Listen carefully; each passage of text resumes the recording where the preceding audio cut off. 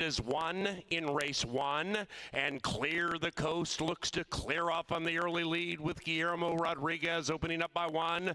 Birdie Machine comes flying through to the inside. Coastal Fog is the gray on the 4 wide side, and now Yo Dog aggressively splits runners and is just off the heels of the leader Clear the Coast, and Franz tracks 7 lengths from the front. Into the far turn they go on a windy Thursday in Shakopee, Minnesota at CBY. Up goes Coastal Fog. Coastal Fog takes the lead at 8-1. Here comes Yo Dog to the outside. The 1-9 favorite is surging to the outside of the pace setting 2, and Yo Dog gallops to the lead, opens up by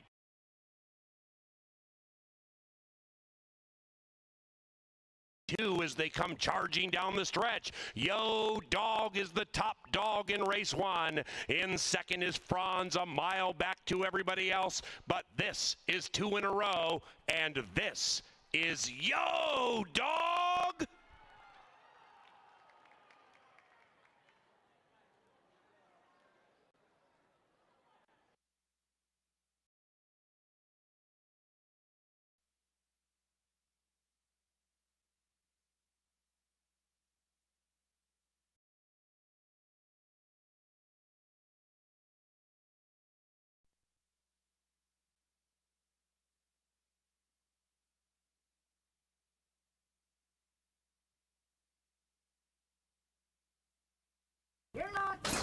And they're racing, and they've broken a line. West Island is in search of 2 in a row at 1-5 from the West Island corners lead, but it's a tenuous lead as Color Me Legendary badgers the favorite to the inside. Behind them is Total Surprise wearing the Rocket Wrench colors, advancing 2 lengths from it, and to the inside of Infinite More, and that one, Infinite Moro, is actually 4 lengths from the lead. The one in last is Grunder, who is strictly not the one to catch. Up the barn side they go, and West Island is trying to pull away from Color Me Legendary. West Island handheld is trying to make every pole a winning one. After that, Color Me Legendary. Behind them is Total Surprise, and behind Total Surprise is Infinite Moro, 4 lengths from the front, and in last is Grunder. Grunder is 6 lengths from it, and it is West Island, Color Me Legendary, Total Surprise on the move. Total Surprise rolling up into second, 5 clear from Infinite Moro, and after that we have Grunder beginning to run on 9 out of it. Don't forget your racing forms as you leave Canterbury Park and round about the quarter pole. West Island is trying to head south, as south being the direction of the stretch, and do so with an ever-widening lead, and it is West Island leading Total Surprise, who still is very game. Behind them, Infinite Moro watching a good one from 7 out of it. West Island on that stretch out, starting to feel it. Total Surprise trying to put a surprise on him, and it's done. Total Surprise runs down West Island and prevails.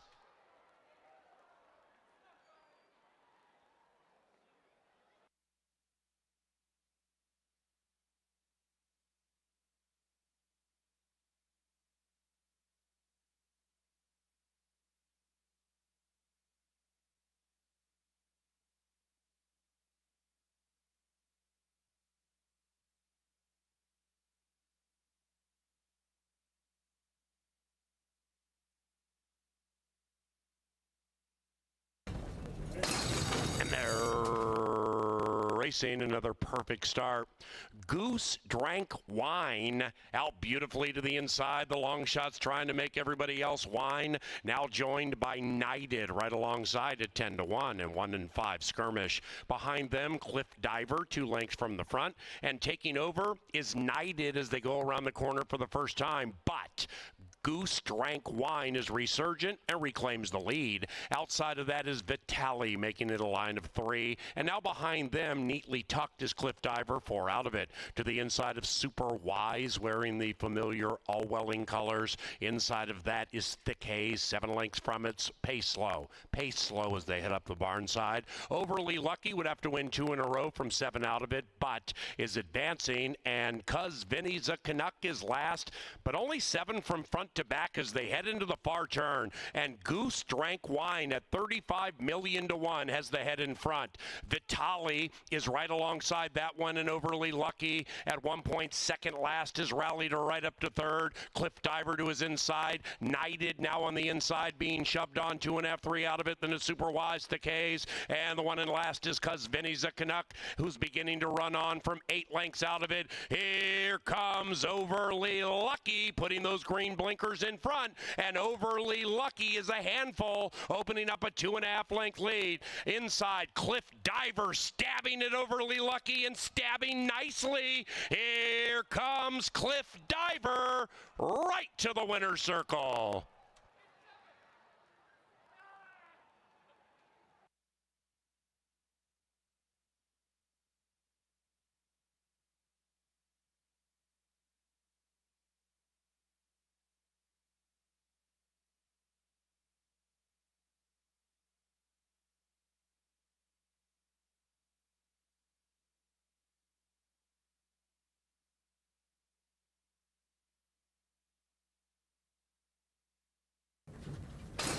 And they're racing in the Nagy Turf Sprint.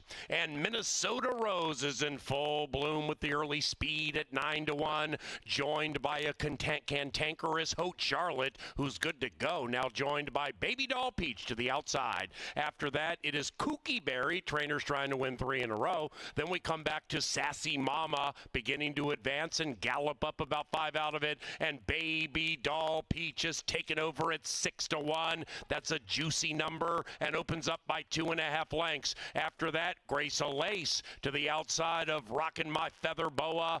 Then it's a big gap back to Battle and CJ, and the one in last is Digs and Diamonds, and the one in first is Baby Doll Peach. Now Sassy Mama is unfurling a huge run on the outside, and behind that one is Kooky Berry trying to get Baby Doll Peach. Here comes Sassy Mama. Sassy Mama, upset alert at 13 to 1.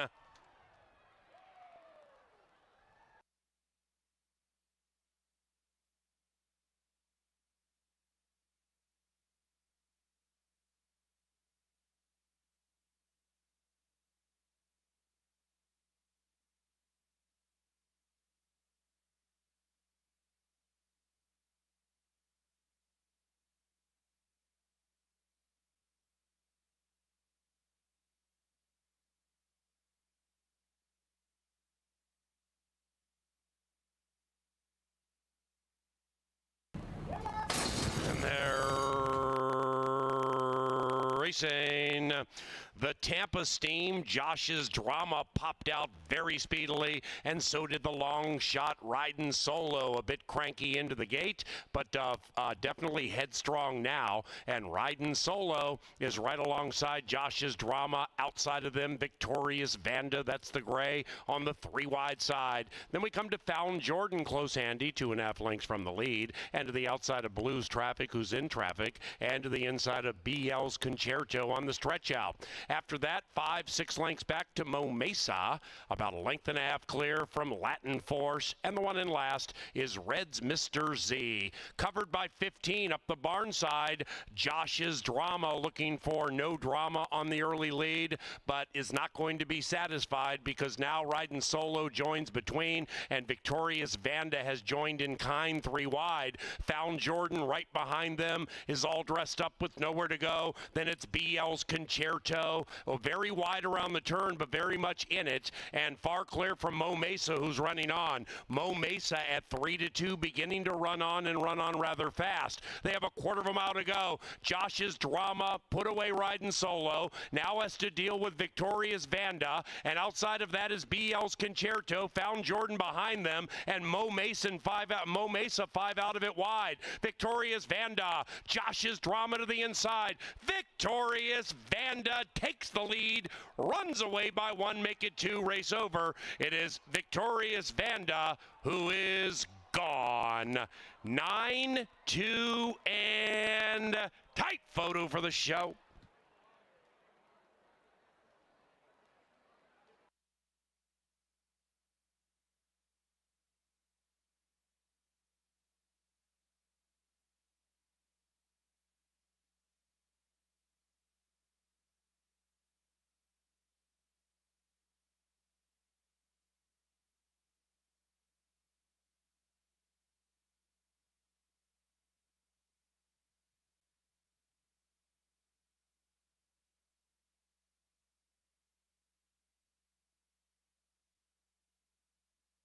Race 6, CBY, and they're racing.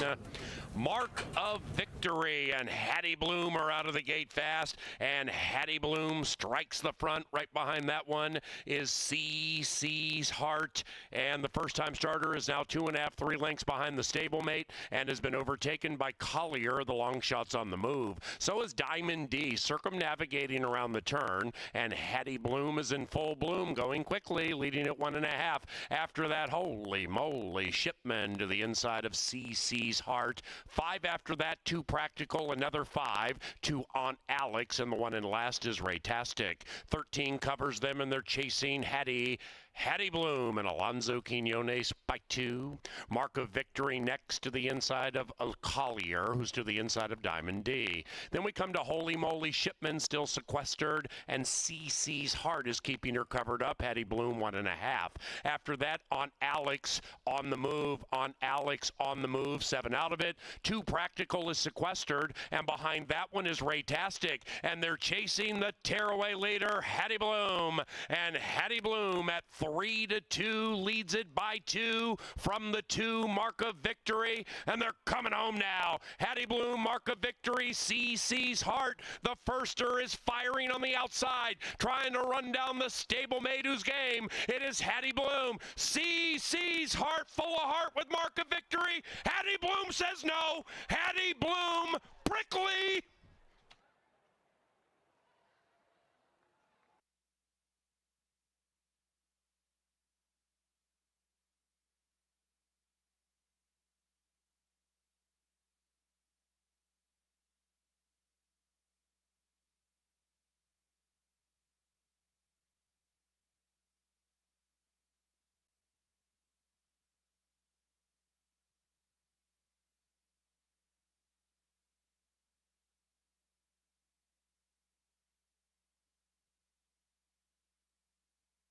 They come, and they're racing. All right, number 5, KQ's Dreaming, failed to start. Hold all tickets in race 7. Hold all tickets. Meanwhile, Avery's Treasure looks like a gray blur, and on the far outside, Red Hot Mama also is firing. It is the bookenders battling it out with Sugar Rush between them. Ooh!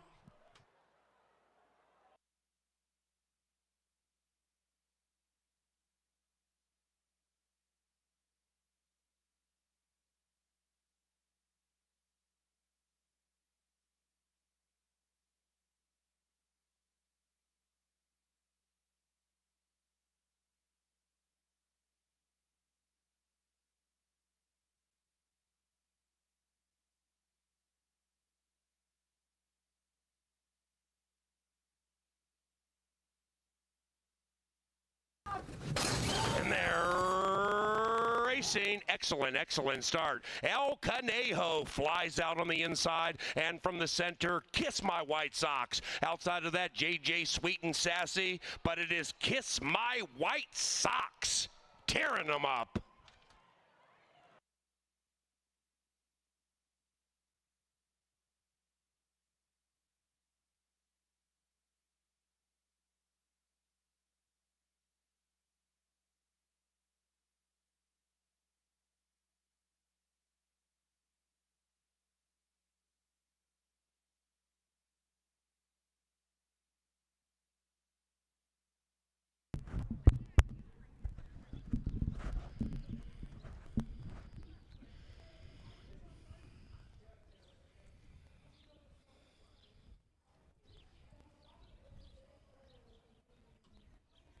Ladies and gentlemen, please rise as Mr. Jerry Langsworth leads us in our national anthem.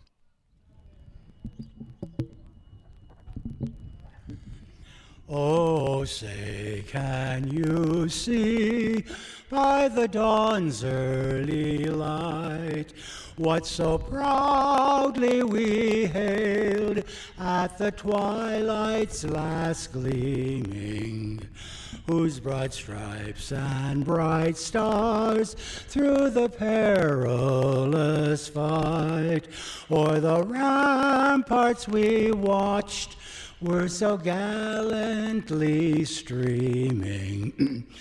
and the rocket's red glare, the bombs bursting in air, gave proof through the night that our flag was still there. Oh, say does that star-spangled banner yet wave o'er the land of the free and the home of the brave?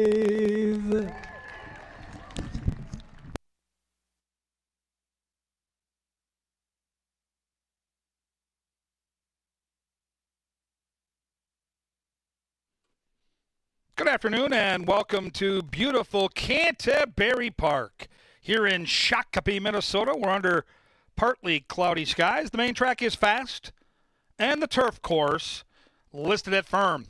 8 races, 2 stakes, and we'll take a break for the Belmont Stakes from Saratoga in between races 1 and 2.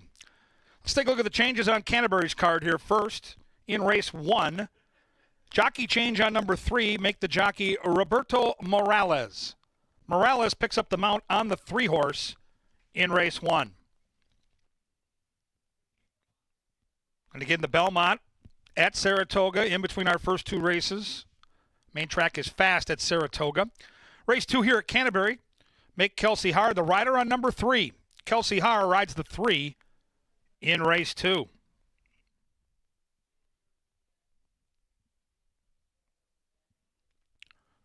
Changes in race number 3. Take out number 3, Invincibella. Scratch number 4, Riveting Spirit. On number 7, a jockey change to the rider now, Franklin Sabalos. Sabalos on the 7, take out the 3 and 4 in race number 3. Race 4, no changes. Free and clear in race 4.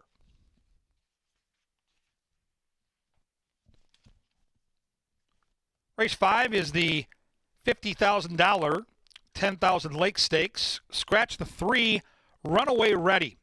Take out the 3 in race 5. With that scratch, no superfecta in race 5.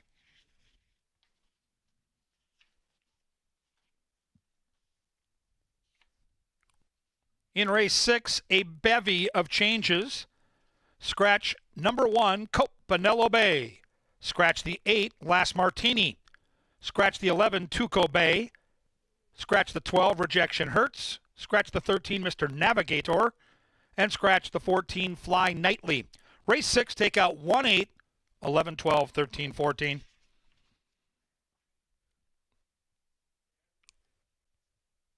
Race 7 starts the late daily double. Late double in race 7. Scratch number 2, Bodenheimer. Take out the 2, Bodenheimer in the 7th. And on the 1-horse, Crew Dragon, make the jockey Constantino Roman.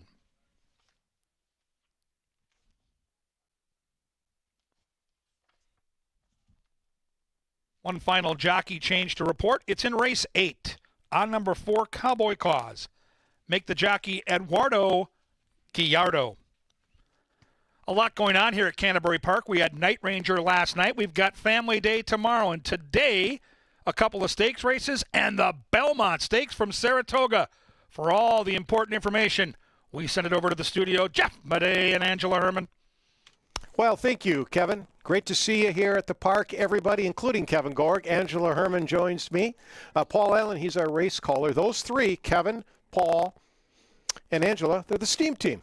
Yeah, the STEAM team. Yeah, it's a lot of fun to take people from really the start to the finish of every race. You know, Kevin and I get them ready, talk about the horses, do the handicapping well in advance. Paul, just, he gets this crowd. They love him, and all those race calls. I mean, it's not STEAM, but it's certainly a vital part of the whole production. And we're glad that you're here along with us for Belmont Day and Seltzerfest. We've got 8 races. 4 of them are on the grass, 2, 3, 6, and 7. The turf course is firm, main track fast. The track looks fantastic, by the way. Quiet, you can't even hear them running over it. Belmont will happen after race number 1, so we'll run our first live race in 42 minutes. Maybe 25, 30 minutes after that, here comes the Belmont. Now, I know that you and Kevin will be talking Belmont in that kind of downtime as people are lined up at the window making their wagers. But if maybe people are trying to make some decisions now, just give them a little tease as to what you think happens in the Belmont. Well, at least the way that Saratoga's been playing today, it has been hard to pass. It's not impossible, but it has been difficult to pass horses on the front end. And even when they get kind of to deep stretch, it looks like somebody's going to go by, and they just don't. So it swings a little bit more for me in favor of horses like Seize the Gray, with his inside positioning, with his speed. He seems like one of those horses that might just go as far as you ask him to, as long as he can get comfortable on the front end. I mean, we've seen him do it from a mile to a mile and 3/16, but I would be curious to see where the money's going to go late, because it's pretty much stuck with Sierra Leone through the early part of the betting. Mystic Dan has been cold on the board, quite frankly. I mean, it's hard to see a Kentucky Derby winner at 6-1 and be like, is everything okay? But I mean, he's looked fine. It looked like he was probably going to be the value at that time, the last time that I looked. We'll see how it does pan out in about, an hour or so, and we'll see where they're at, and we'll assess the board from there. That's what we're here to do.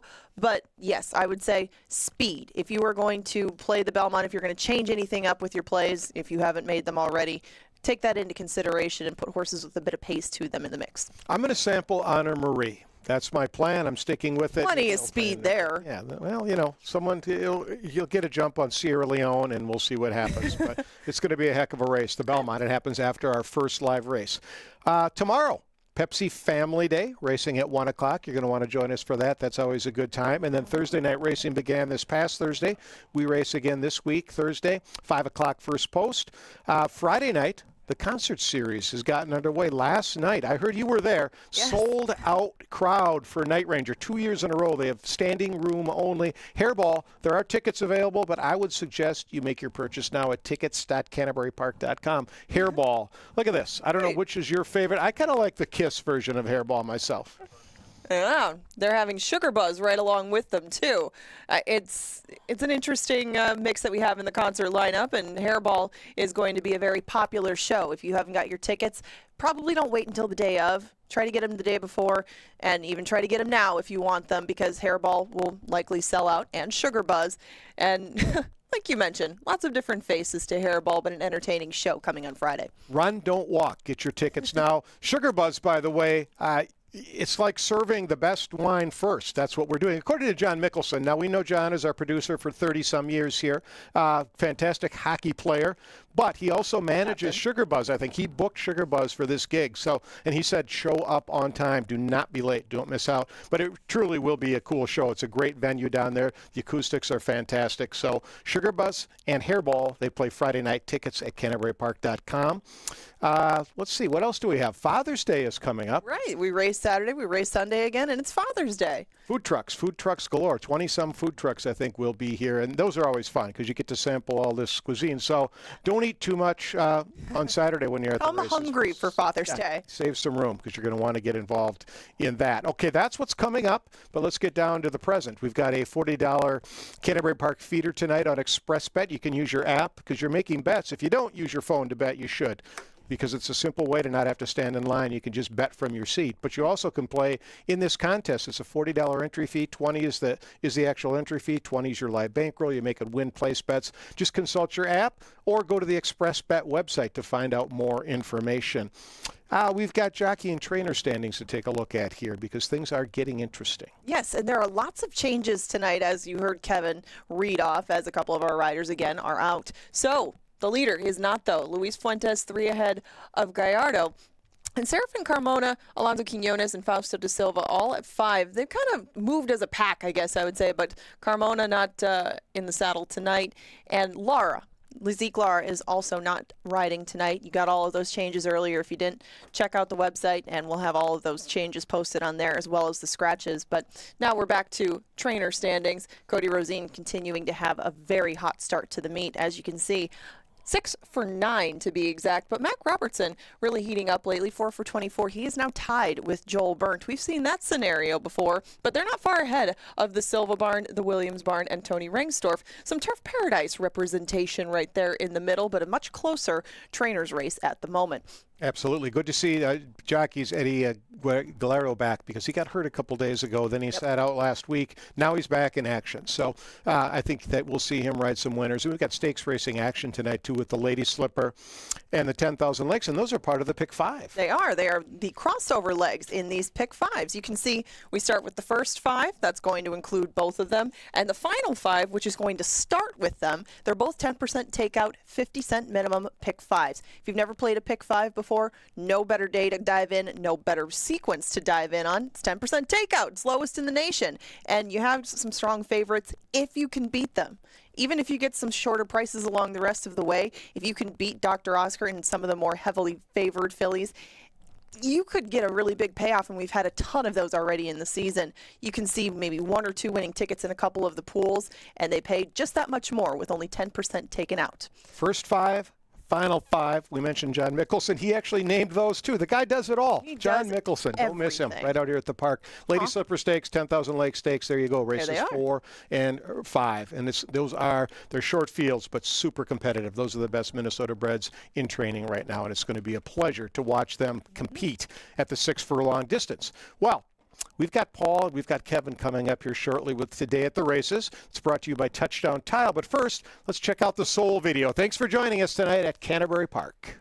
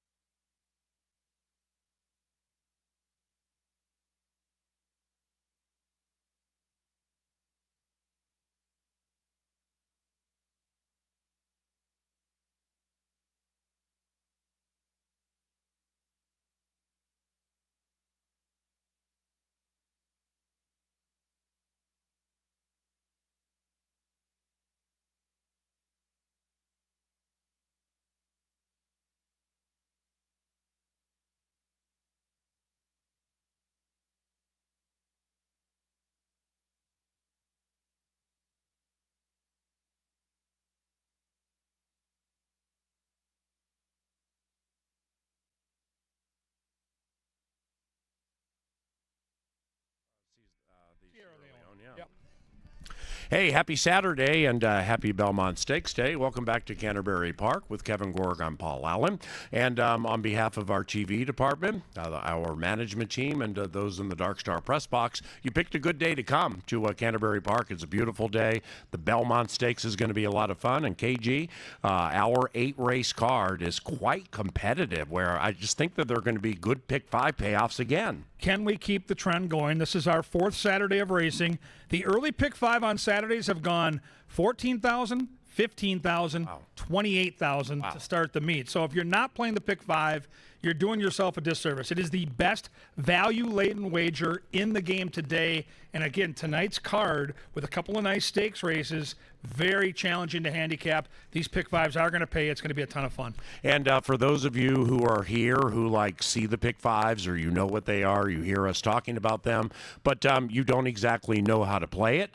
It's we're not going to sit down and do multiplication of if you have 5 horses, then times 4, and then now 20 times 8 and just keep going. But that's how you do it. But even if you're not handicapping, like out of daily racing form, off what Kevin just said, they start at 50 cents. I don't know, put $12, $24 in with your favorite names, horses, colors, jockeys. We don't prefer that or encourage people to do that. But it's still. But Canterbury's a different track, and we just have to be realistic with it, right? Yeah, I think people can do that, or you can have a group of people where everybody has a favorite handicapper. So you don't want to spend the 2 hours or whatever it takes to handicap and study all these numbers. Maybe somebody likes PA's picks. Maybe somebody likes that green sheet, which is a great value from Superstats Dave. Maybe somebody's got the Star Tribune and the Red Hot Jay Litz's picks. You mix together those picks, find maybe a single along the way, and then all of a sudden it's a game of survival. So that $24 might last you 90 minutes of fun, and you get to that last leg and you're alive and you're having some beers, you're out there in the sun, and you're like, my God, if this 3-horse wins, we're going to hit for $1,200. It's so much fun. And so I love the pick fives. I'm alive in one right now at Saratoga. It's going to end in the Belmont Stakes. I hope it doesn't end in this turf race, but I am just in love with the wager. The pick fives here at Canterbury begin with races 1 and 4. 1 and 4. All right, after our first race, you'll have the Belmont Stakes. When you're wagering on this, please indicate you are wagering on Saratoga's 12th race. Saratoga's 12th race. And Seize the Gray, the Preakness winner's in this one, so is Mystic Dan, the Derby winner. At last odds check, I believe Sierra Leone was favored at 2-1. Yeah, Sierra Leone's the horse to beat. He's the big closer for Chad Brown that lost by a nose to Mystic Dan in Kentucky. The advantage he has today is he's based out of New York, so it's a home track advantage. Mystic Dan ran in the Preakness, so it's 3 races in 5 weeks. And it's the exact same thing for the Preakness winner. If you remember, Seize the Gray won the Pat Day Mile on Derby Day, came back in the Preakness, and it's his 3rd race in 5 weeks, where Sierra Leone has been waiting in the weeds in New York. He is going to be tough to beat. He is going to be flying from the back of the pack, and he's never been worse than second. So if you're putting together an exacta or trifecta, I have no idea how you don't use the 9. I'm on the 2. I'm on Resilience. Lukewarm fashion, just because I'm so afraid of Sierra Leone. And I think that'd be a nice exacta. 2-9 or 9-2 would be okay by me. I respect the inside marker. I love Seize the Gray. The horse I'm against is Mindframe. If he beats me with only 2 career starts, I'll tip my hat and move on. Who was that again? Mindframe, the outside horse. Yeah. I think he's super talented. Irad, though. 3rd start in his career. This is a tough call, man. Yeah, and is obviously a very talented horse, Yes. but doesn't mean that he has to win the Belmont. Right. So that's after our first race, and best of luck with that. Now, that the pick fives we were talking about at Canterbury do not include the Saratoga or Belmont races, or Saratoga races, obviously, but they're only 50 cents. Use as many or as few horses in each leg as you are so inclined, and we start here with race 1 on a fast main track, where number 3, Chuck's Every Wish, is ridden by Roberto Morales. Morales picks up on number 3 in race number 1. I am on number 2, Blazing Performer. KEG is on Honeycrisp, obviously believing she will be the apple of your eye. Oh, boy, that was well played. Well played. Thank you. That's why I got the job here 30 years ago.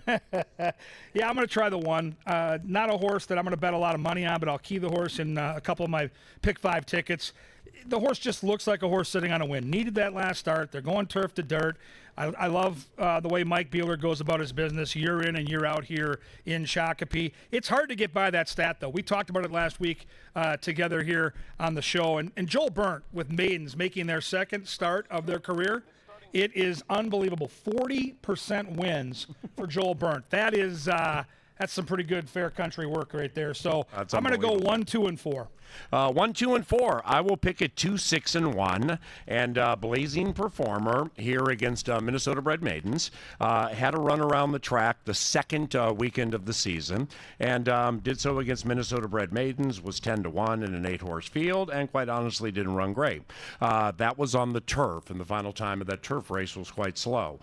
We go to the main track now, and that's the surface on which the filly is trained. So therefore, I think we're going to get an uptick off a lot of what Kevin just said about Joel and how good he trains, but I'm going to take a stab at this one. I will not bet this horse to win unless we're 3-1 or higher. So I don't think I'll be betting to win here.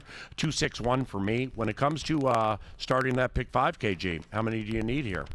I think you're going to need 3, even though it's a small field. I'm going to use the 1, the 2, and the 4. Kelsey might get sneaky on the outside. I think Kelsey's got at least 1 win, if not more than 1 win tonight. So Right. Johnny the Mouse Mickelson should be flush. He should have gone to the cash machine, and he should be ready for this to happen. Har and Yuski. Good. Yes, sir. All right, race number 2. The second race takes us to the firm turf course. Insiders, the rail is 30 feet out. Number 3, Samurai Mike, is picked up by the aforementioned Kelsey. There are no scratches here, and we're sprinting on the turf. I don't know who likes turf sprints more, you or Negative Dave, watching right now in Arizona. But why don't you go ahead and take it away with that 3 and tell us why you love Mike. I like Kelsey Har in this spot. I think she's going to have a really loaded horse around that turn. This horse loves the Canterbury turf, comes in from Fairgrounds. They run some big-time turf racing down New Orleans way, and it just looks like a horse that loves this course. Go back to last year, running against horses like Bayou Colonel and Optimal Courage. These horses would be odds-on in a race like this. So I think Samurai Mike, the 9-year-old, if he can fire fresh, he's a 9-year-old that hasn't raced since November. That part is pesky. Yep. Steady set of drills. I think we got a shot. 5 is the horse to beat. Hit the seam. This horse has all the speed in the world. Going to have to catch that horse. I go 3, 5, and 1. All right, so with race number 2 is part of the reason you like the 9-year-old Samurai Mike, in that he can battle on the lead and he can exchange punches with you and still win. At least at certain parts of his career he could, but he can sit a little bit, he right? can, And yeah. Isn't that a key with all the speed in this race? He's versatile. So no matter where this, the starting gate and that opening couple of jumps is so important. So great point by you, because this horse can sit off and pounce, or if this horse breaks sharp, Kelsey can just go, yeah, and then she can just go, and this horse has done that before. So some versatility helps, and I like that this horse knows how to finish a race. The biggest question I have is the layoff. He is a 9-year-old. We haven't seen him since November, so you're going to want to come out to the paddock and see what he looks like. But if he looks fit and he's ready to go, I think he can win this race with Kelsey. Yeah, me too. I think you're going to get decent odds too. So I think that one sits and wins. The old chill and pounce. I went 3, 5, 6. I just need to see these Turf Paradise horses win more. So that I'm just going to end it right there. Hit the seams very fast and is okay off a layoff too. I think that one will be favored. And Happy Hour Bobby sneaky to me here. Fuentes rides the turf course well. No turf victories, unseen since February. Go back to July last year, and that's the kind of race I think you're going to get today, but against easier. So I'm definitely using that one in my pick 5. In my pick 5, I'm using 3, 5, and 6. 3, 5, and 6. All right, race number 3 on the entertainment docket, scratch numbers 3 and 4. Race 3, scratch numbers 3 and 4. 7, Irazu, is ridden by Franklin Cevallos. And what you going to do? Yeah, I think with the scratch in here, a couple key scratches. I had the 3 and 4 both in my top 3. In fact, the 3 was my top pick. So I had to go back to the drawing board. I'm going to go with the 8 with her boots on. This is not a horse I'm in love with, but it looks like a horse I have to use. I don't love the 3 for 30. I don't love the 0 for 10 on the Canterbury turf, but I love that the horse is fit right now. The barn is going well. And anybody here work for Verizon? You're going to get my business right now. Anyway, go ahead. I go 8, 2, and 7, and again, I think you're going to have to spread a little bit in your pick 5. I used all 3 of them. I used 2, 7, and 8. I think it's a wide open race. Who's winning the Belmont race? I can't see. They just left the gate. It's a 1.5 mile clip, and I don't have the 1, and they bet the 1. Yeah, I talked about the 5, the Flavion Prod horse, for 30 minutes, and, I'm trying to be present here and listen to you. I understand. Trying to get in on this thing, and I got shut out. I think my phone got too hot. Who's winning? Is the 5 winning? It's way early. Way early. I'll let you know. 4's The 1's winning? going to win. Yeah, there's Johnny the Mouse Mickelson. He's going to do the play-by-play. Kevin is the spotter, and I'm the analyst. So it's 8-1-5 for me, and with her boots on, and Lady Astrid, by the way, I have her part of it after the scratches, and Lady Astrid has not finished first, second, or third on the turf course in 2 starts.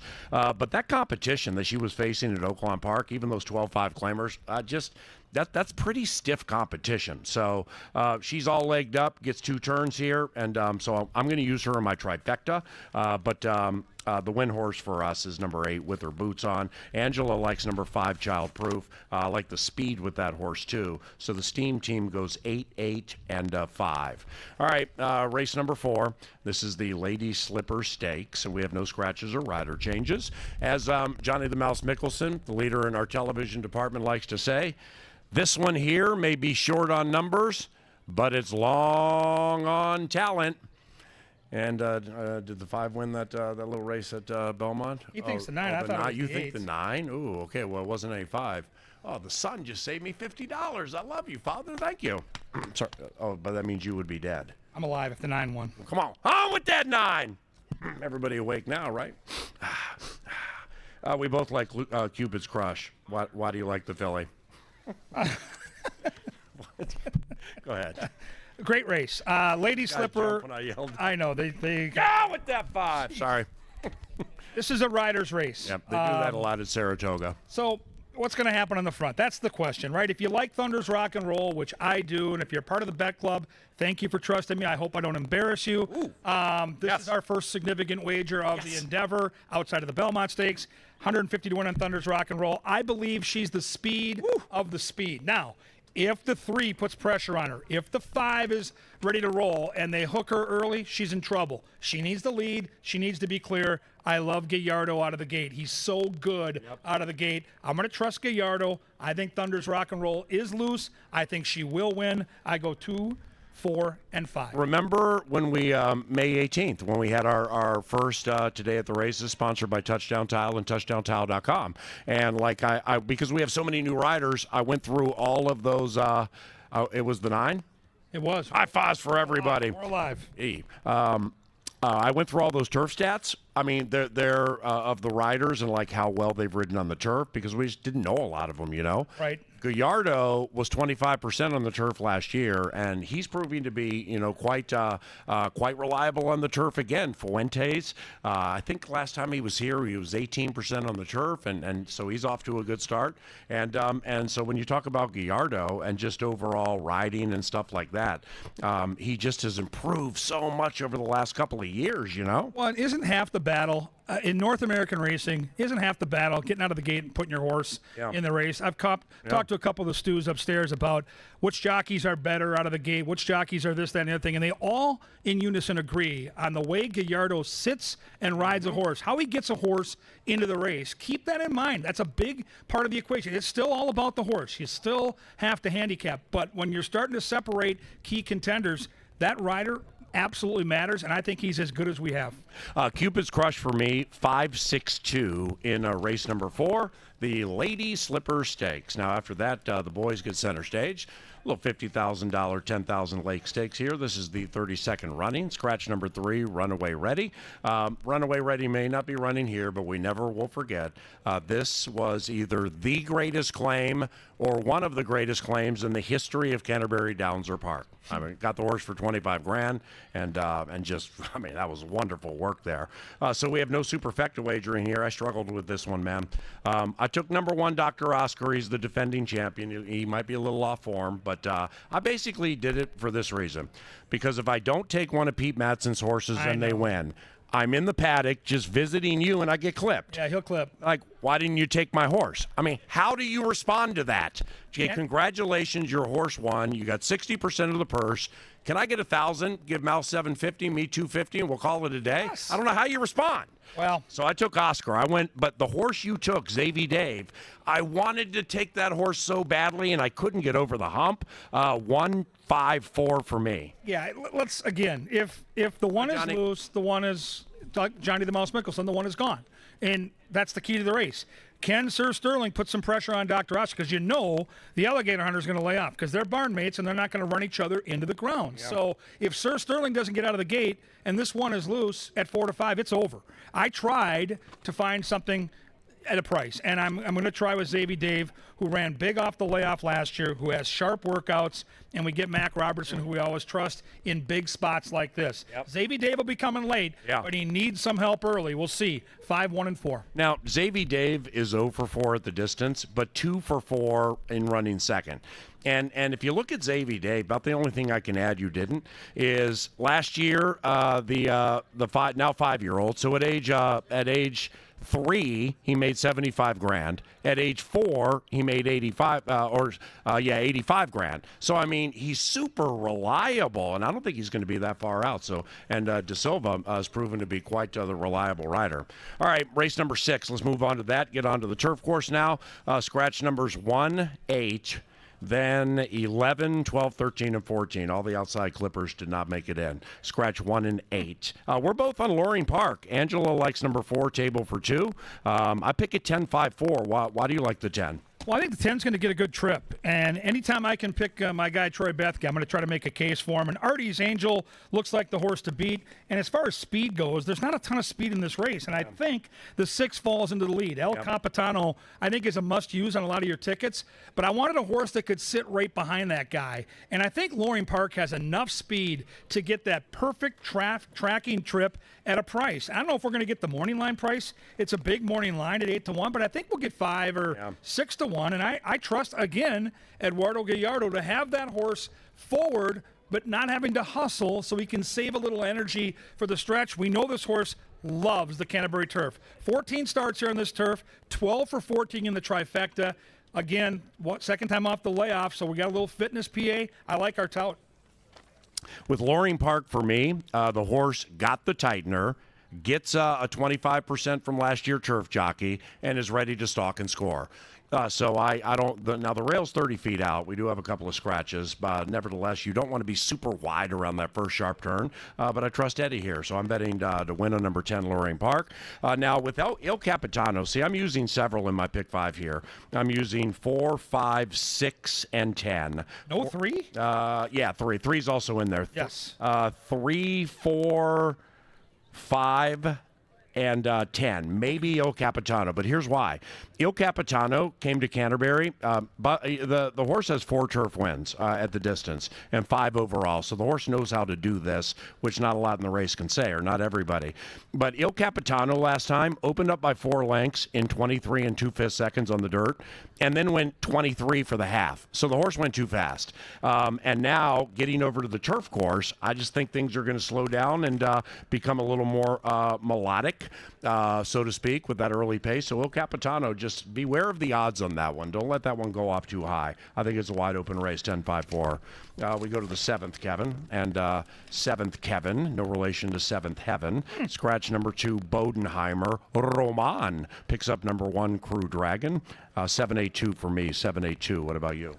That's a big scratch. I mean, Bodenheimer was the controlling speed, and now we're going to leave the front open for Crocodile Hunter. Yes. Okay, I'll bite. No pun intended. See, Crocodile, bite. I know. It's a bad joke. It's bad. I remember when Rock was young. I got Crocodile Hunter. We're not going to get 6-1. That's a pipe dream. With the scratch, this horse will likely be 5-2 or lower. But he's the controlling speed in the turf sprint with a good jockey for a trainer I trust. I'm in.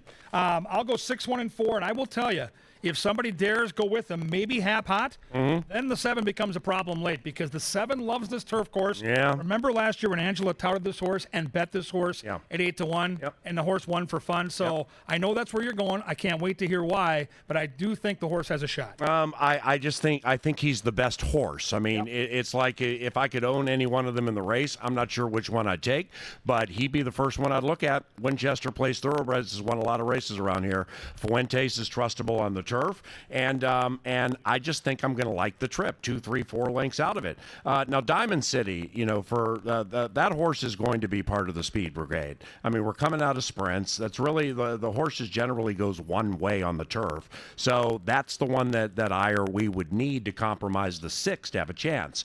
And if that happens, then I think the 7 has a good chance to win.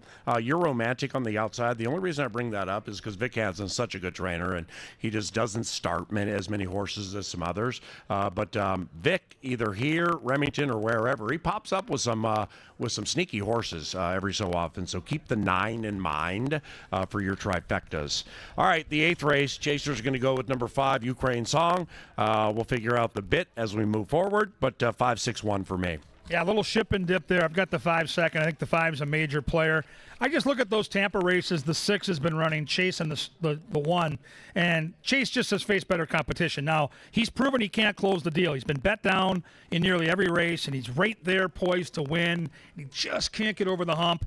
Now we're going turf to dirt. We've got to work out over the track. The barn is 31% in this scenario. And, Dark taught us a long time ago in the press box. Yep. Rest in peace, Dark, our good friend. Amen. Tampa Shippers at Canterbury Fire, and they win. Yep. So chasing the 1 is the one for me. I'm going to go 6, 5, and 4. Dark taught us about Tampa Shippers before anybody knew to dive in on Tampa Shippers. Yep.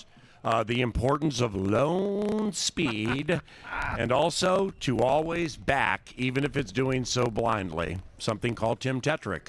Oh, that's right. Tetrick and the harness, the buggies. Sitting back here like this, like he's in Ben-Hur against Charlton Heston. Oh, crazy and everything. He's Kevin Gorg. I'm Paul Allen. Have fun tonight.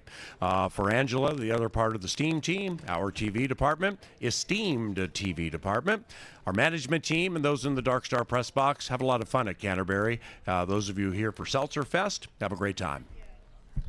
Well done, PA. Let's go.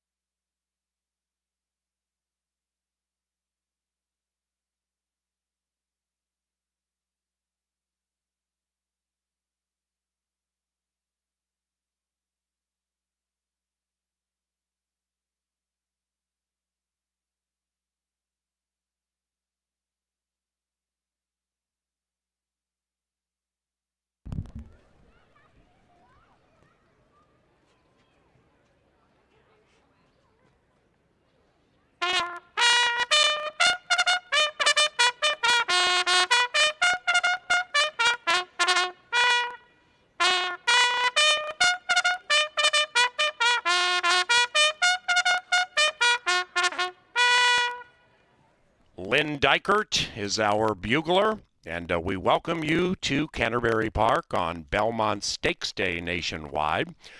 Watch and wager, be a part of Belmont Stakes history following the first at Canterbury, where they are walking onto the John Deere track. And number 1, Chuck's Every Wish, is now ridden by Roberto Morales. Saturday racing at CBY, provided by Continental Diamond and the Minnesota Lottery. We also thank Apple Autos, Continental Diamond, Jim Beam, Kim Crawford Wines, and Quick Trip. The first race just about 4 minutes from now. Good luck.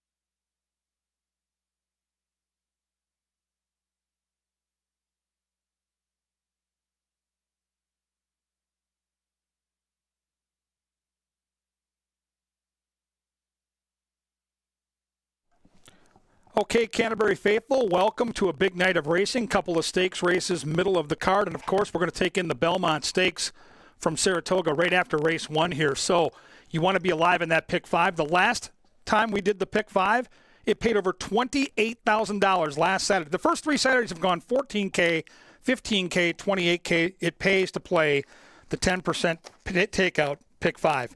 First race here, wide open maiden race. Horses looking for their first career victory. I'm going to use 3 of them, 1, 2, and 4.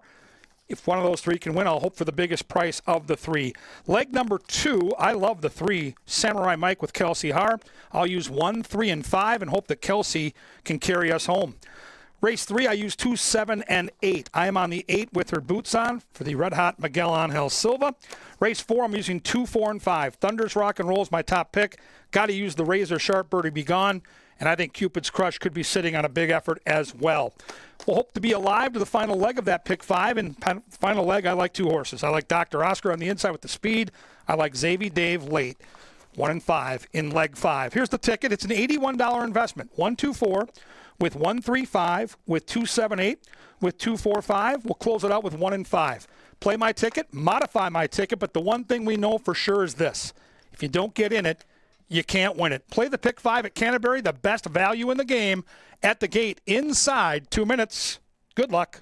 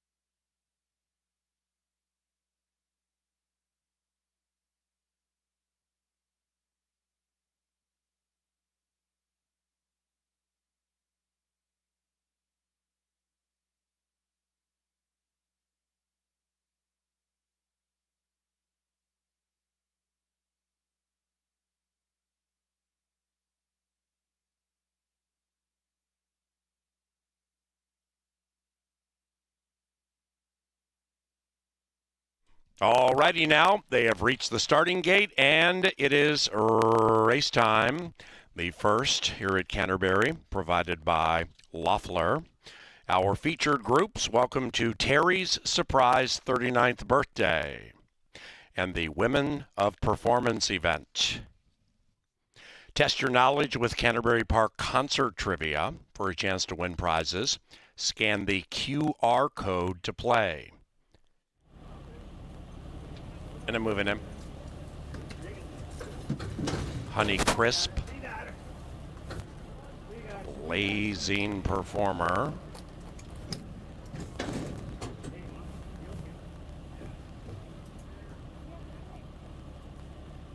Get a little better every time, huh?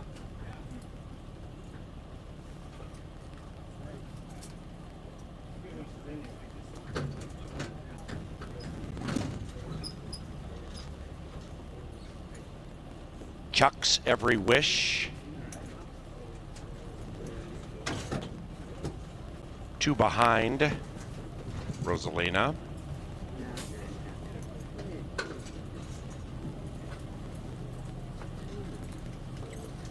And Dropped Cold. On a warm and beautiful Saturday in Shakopee for racing at Canterbury Park. Our starter is Oscar Quitos, and here they are. And they're racing.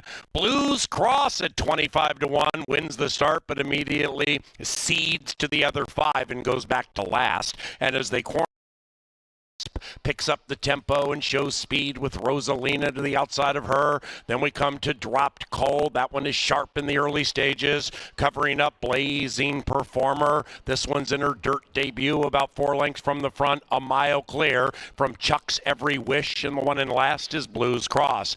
The six-pack on a sunny Saturday in Shakopee heads up the barn side, race 1, and with 5 furlongs to go, Honey Crisp inside, Rosalina outside, Dropped Cold 3 wide, and behind them Blazing Performer in the red color, shuffled back 3 out of it. Then we come to Chuck's Every Wish, shoved on to keep up, and nothing from Blues Cross. Into the far turn, and 1 and 4, 4 and 1 continue to throw blows. 3 furlongs to go. Rosalina leads it by a neck, trying to pull away from Honey Crisp. Blazing Performer finds her feet, but she's 5 out of it, and is 2.5 clear from Dropped Cold, who's dropping out. Blues Cross running on from last, and in last is Chuck's Every Wish, and there goes Rosalina. Rosalina at 12-1 puts away Honey Crisp and heads for home, trying to start the first 5 with an upset. Rolling into second is Blues Cross, and this one is 35-1.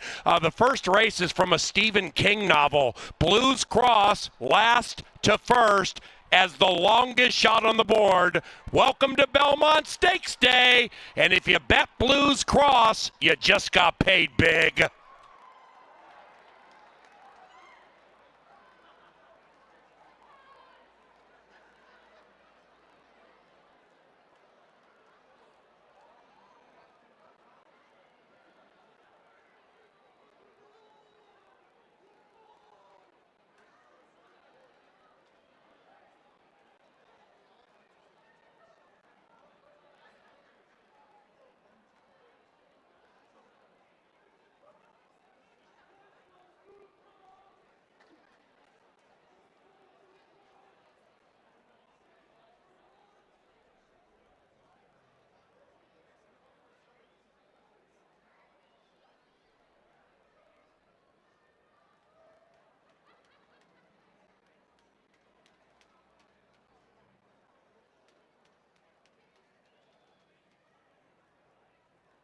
Number 5, Blues Cross first at 35-1. Rosalina second at 12-1. Honey Crisp third. Blazing Performer fourth.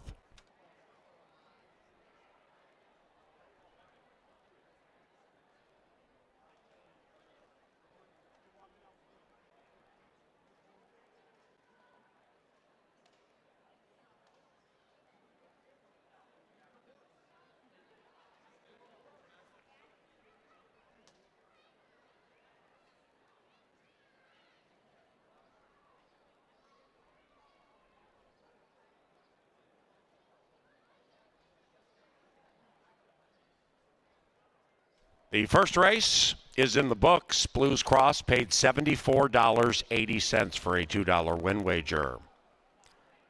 10-cent superfecta, $93, 5412. The 5-4 exacta paid $294 for a buck, and the trifecta $176 for 50 cents. Into the winner's circle, here soon to be is Blues Cross and jockey Chad Lindsay. Burnell Roan is the winning trainer for Wayne Scanlon, that's the owner, who also bred Blues Cross in Minnesota. Blues Cross is a 3-year-old bay daughter of Cross Traffic out of Blues Edge. Every Saturday night, enjoy $2 off all by-the-glass wine and sparkling varieties, including Kim Crawford, Meiomi, Woodbridge, or Ruffino. Racing is provided in part by Maker's Mark, Minnesota Lottery, Michelob Ultra, and Pepsi. The second race takes place after the Belmont Stakes. That one is courtesy of Apple Autos and Xfinity Comcast. Meanwhile, coming up next on television monitors throughout Canterbury Park, it is the 2024 Belmont Stakes. When wagering on said stakes race, please indicate you are wagering on race 12 at Saratoga, and the race is 29 minutes from now.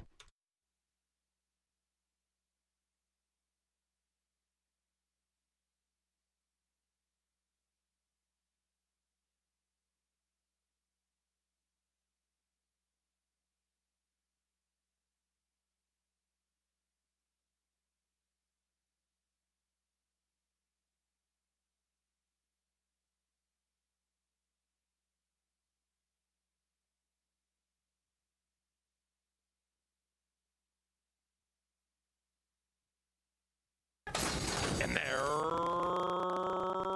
racing.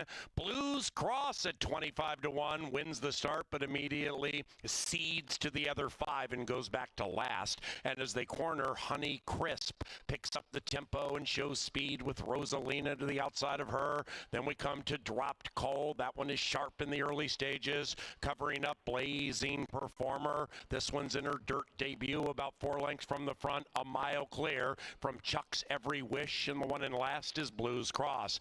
The 6-pack on a sunny Saturday in Shakopee heads up the barn side, race 1, and with 5 furlongs to go, Honey Crisp inside, Rosalina outside, Dropped Cold 3 wide, and behind them Blazing Performer in the red color, shuffled back 3 out of it. Then we come to Chuck's Every Wish, shoved on to keep up, and nothing from Blues Cross. Into the far turn, and 1 and 4, 4 and 1 continue to throw blows. 3 furlongs to go. Rosalina leads it by a neck, trying to pull away from Honey Crisp. Blazing Performer finds her feet, but she's 5 out of it, and is 2.5 clear from Drop Cold, who's dropping out. Blues Cross running on from last, and in last is Chuck's Every Wish, and there goes Rosalina. Rosalina at 12-1. Puts away Honey Crisp and heads for home, trying to start the first 5 with an upset. Rolling into second is Blues Cross, and this one is 35-1. The first race is from a Stephen King novel. Blues Cross last to first as the longest shot on the board. Welcome to Belmont Stakes Day, and if you bet Blues Cross, you just got paid big.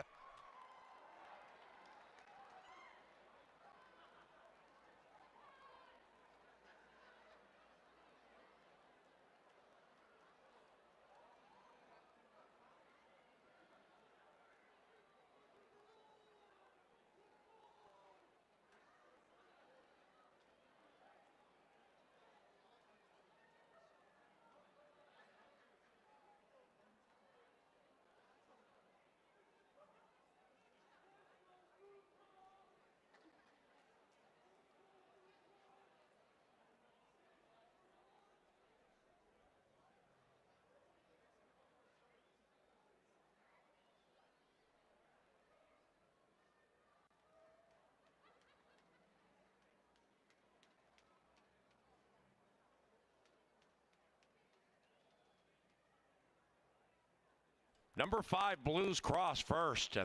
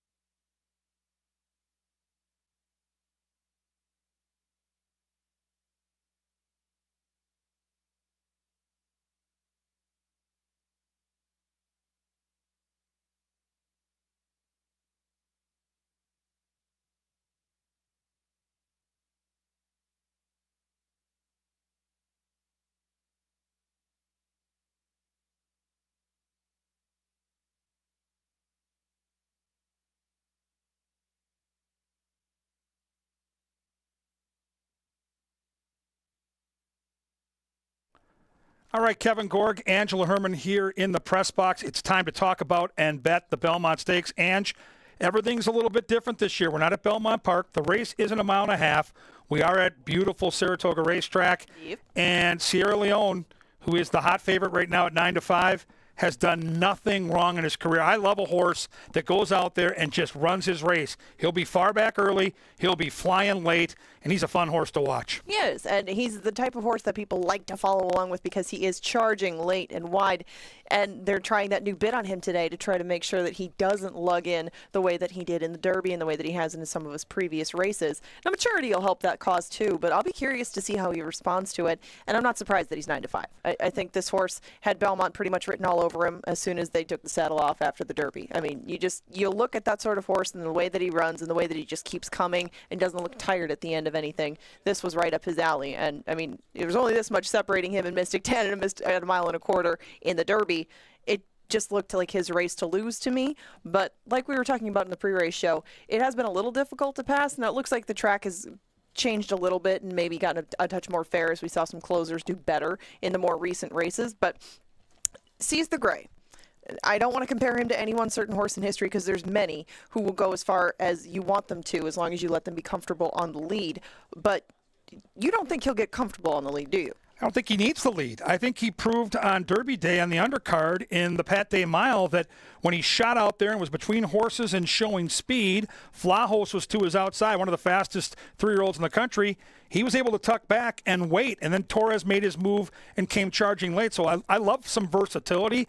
And let's be honest, jockeys matter in races like this. Let's go back to the Kentucky Derby. Mystic Dan got an unbelievable ride from Brian Hernandez that made the difference because the horse won by an inch, and he saved all that ground inside where Sierra Leone and Forever Young were charging to the outside. Same bit in the Preakness. The ride was everything.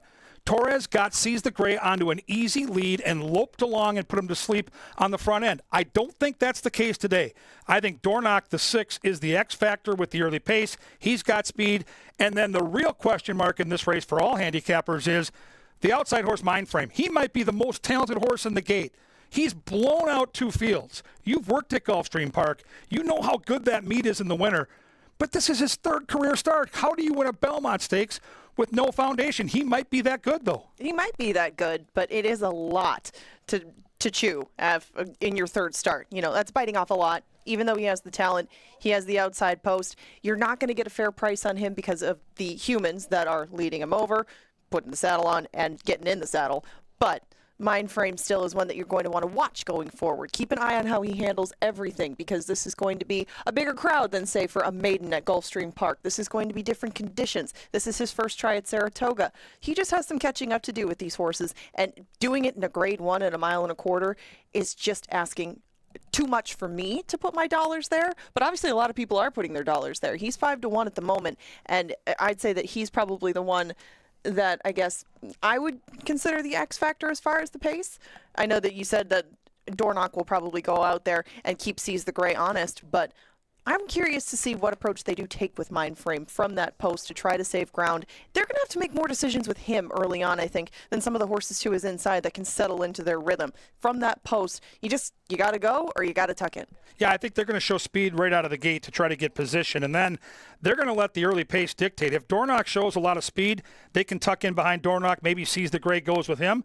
If neither the 1 or the 6 is aggressive, Mindframe could easily have enough speed to get to the front. So let's handicap this together. We're here. We're at Canterbury. We're going to watch this race unfold. Love being a part of history, and you can watch and wager and be a part of that today. Make sure when you walk to the windows that you ask for Saratoga. It's the Belmont Racing Festival on the machines when you bet those. I like the 2 Resilience. And Ange, we love to trip handicap up here in the press box.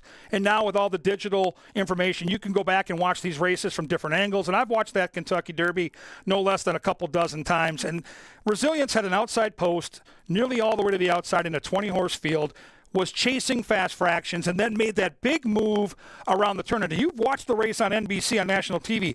Larry Kalmus, who's a pretty damn good race caller, thought Resilience was going to win this race. If you go back and listen to his call turning for home, this horse made an eye-catching move, but the wide trip and the fast fractions caught up with him, and he teetered out and backed up to finish mid-pack. Different scenario today. Better post, less horses, and he doesn't need to be way up near the front. He can sit off and pounce, and I'm a Belmont guy. Belmont's one of the best trainers in North America. He's won some big races already on the card today. I think Resilience at 12-1 is the value on the board. Your thoughts? I wasn't a big fan of the Wood Memorial. And if you look at some of the races that these horses come out of, some have proven more live than others going forward. Protective and Resilience both come out of it, and I guess they haven't really backed up that form very much. So if I'm looking for value on the board, just as you were, I'm looking right in the middle, 16-1. It's a lot to ask for the Wine Steward to win, just like it is for the outside horse to win. But if they both have similar sort of speed, they both get similar sort of trips, you're getting 3 times the price on one than the other, and you have a lot more experience with the Wine Steward. Does he need to, frankly, just run faster? Yeah. He does need to be a lot faster if he's going to win this. But there are more possibilities for wagering than just win bets. So if you're constructing tries, if you're constructing supers, he's a horse that you would want to use because he's going to remain this price, if not shoot way up on the board. And he doesn't need one sort of trip either. He hasn't done anything wrong. He just hasn't done it against these sort of horses.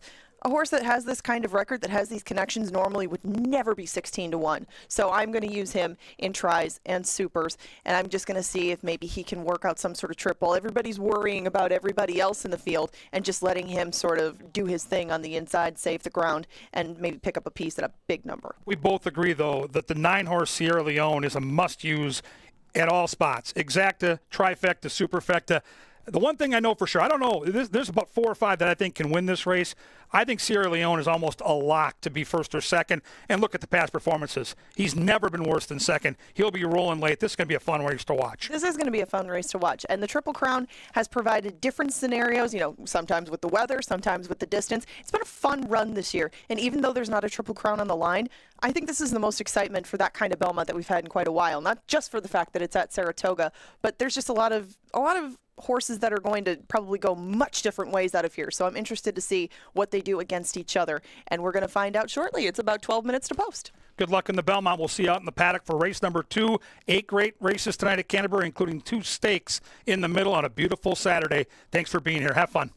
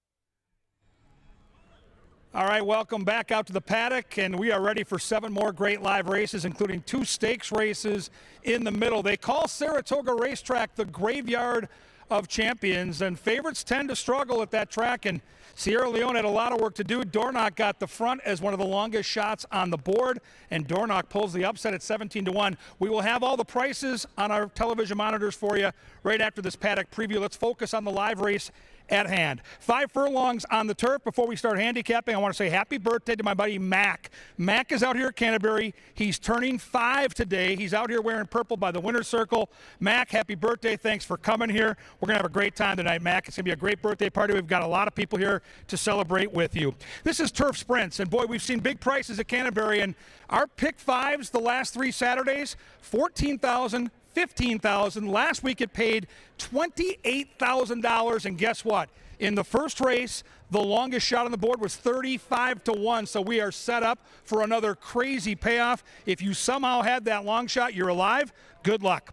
Number 1 is Shut Up Michael. Shut Up Michael's raced twice on our turf course here in Shakopee, has hit the exacta in one of those 2 starts, has good early speed, but has not raced since way back in September last year. So the layoff is the question. If you're out here with us live or you're watching on TV, the paddock is where you can see how these horses look when they come back to Shakopee for the first time. Hasn't raced since the fall, looks good down here in the walking ring, and I like that this horse is taking some early wagering at 5-1. Number 2 is Driscoll. Driscoll's got loads of early speed. You see those pretty white blinkers on Driscoll? They're likely going to try to go with Rodriguez here. Good barn, too. The trainer Silva, one of the best. My top pick in the race is the 3. I'm going to try Samurai Mike to carve him up. I get Kelsey Haar in the saddle, so if you didn't get the changes earlier, a jockey change to Kelsey, a horse that loves this turf, but a horse that hasn't been racing in a few months. So I wanted to see the fitness. I wanted to see the coat. And I'm telling you right now, this horse looks the part. Shiny, nice-looking coat, not a drop of sweat. Good muscle on Samurai Mike, who is 5-1 up on the betting board. Number 4 is Royski. Royski's ridden by Morales. This is another one of the horses trained by Jose Silva. So Silva's got a couple in here. This horse is more of a pace presser, so he'll sit just off the pace and try to pounce when they turn for home. 5 horse might be the speed of the speed. This is Hit the Seam, and boy, Hit the Seam can fly out of the gate. Does Silva gets the call? Another Silva trainee, and this old guy is 9 years old, making career start number 58. If you're going to cash, you got to catch number 5, Hit the Seam. 6 horse is Happy Hour Bobby, a Minnesota bred, ridden by Luis Fuentes. Off since December, so the layoff was my main concern, but boy, this horse has a lot of early speed, just like the 5. I expect 5 and 6 will lead the way as they turn into the Canterbury stretch. Number 7 is Lucky Smile. Eduardo Gallardo gets the call for Valerie Lund. This is an interesting place to land because this horse has never raced on the grass. A lot of horses either like the dirt or they like the grass. And this horse has made already 17 career starts and he's won 4. So he's been productive, but now Valerie Lund puts the horse on the grass. He's bred for this endeavor. He looks good in the paddock and he's 6-1. Look at the betting board, how spread out the wagering is. There's no real favorite, and this is the longest shot on the board. Number 8 is Oh Dog. Oh Dog, ridden by Diego Sanchez, trained by our good friend Bruce Rican, ran second on this turf course last year in his most recent start at 8-1. Oh Dog likes to lope along early and come charging late, and the dog looking good down here in the paddock. Turf Sprints, just 5 furlongs. Great betting race. Happy birthday to Mac. And fans, don't forget about that First Bet app. You can head to the info center, put the app on your phone, download the app. You can deposit money and bet without ever having to stand in line. It's the First Bet app, the preferred app of all the sharps here at Canterbury Park. Good luck.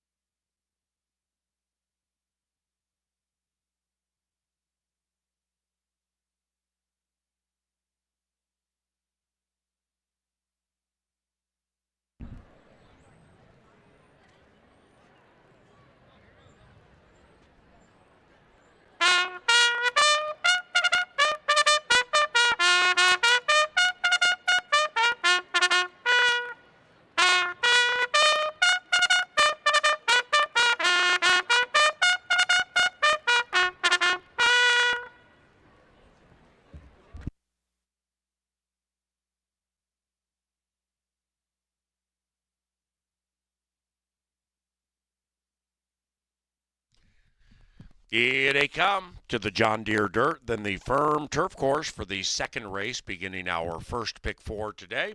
Number 3, Samurai Mike, is ridden by Kelsey Haar. Turf time, 5 minutes from now.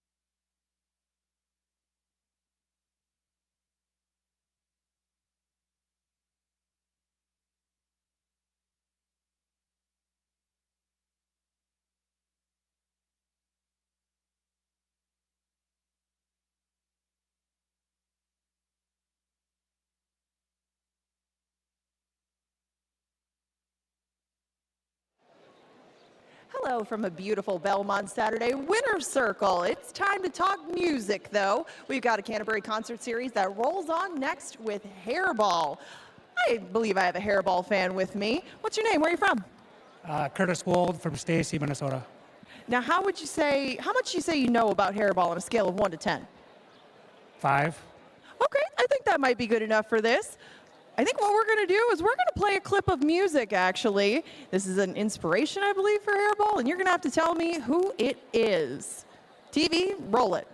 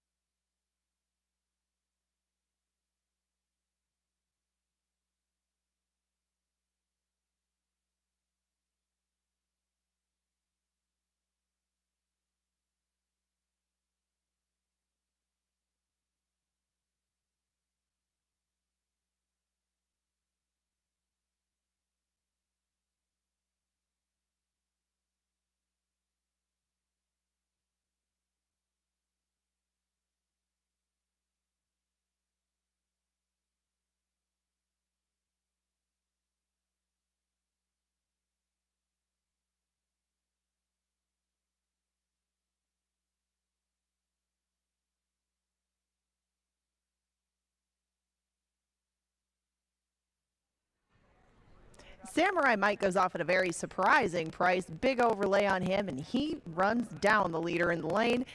We will stay on the turf for race number 3, but there's a couple of pivotal scratches out of here. If you would please take out the 3 Invincibella and the 4 Riveting Spirit. We are left with a field of 7, and they're a fairly paceless field of 7. That was the main concern for me. Lady Astrid is stretching out, though, and she could maybe stay a little bit closer to the pace now that she gets more ground to work with. You would think that she and Kelsey Har will at least be in the thick of things early, given their rail draw. Right now, they're 6-1. This filly has only tried our turf course a couple of times. She was pretty well beaten in that last try over at last July, but that was against a lot tougher group than she's going to be facing today. These are $10,000 claimers. Lady Astrid, on another drop today again, could improve and could make a good case for herself on the inside at a good price. Right now, that is 6-1.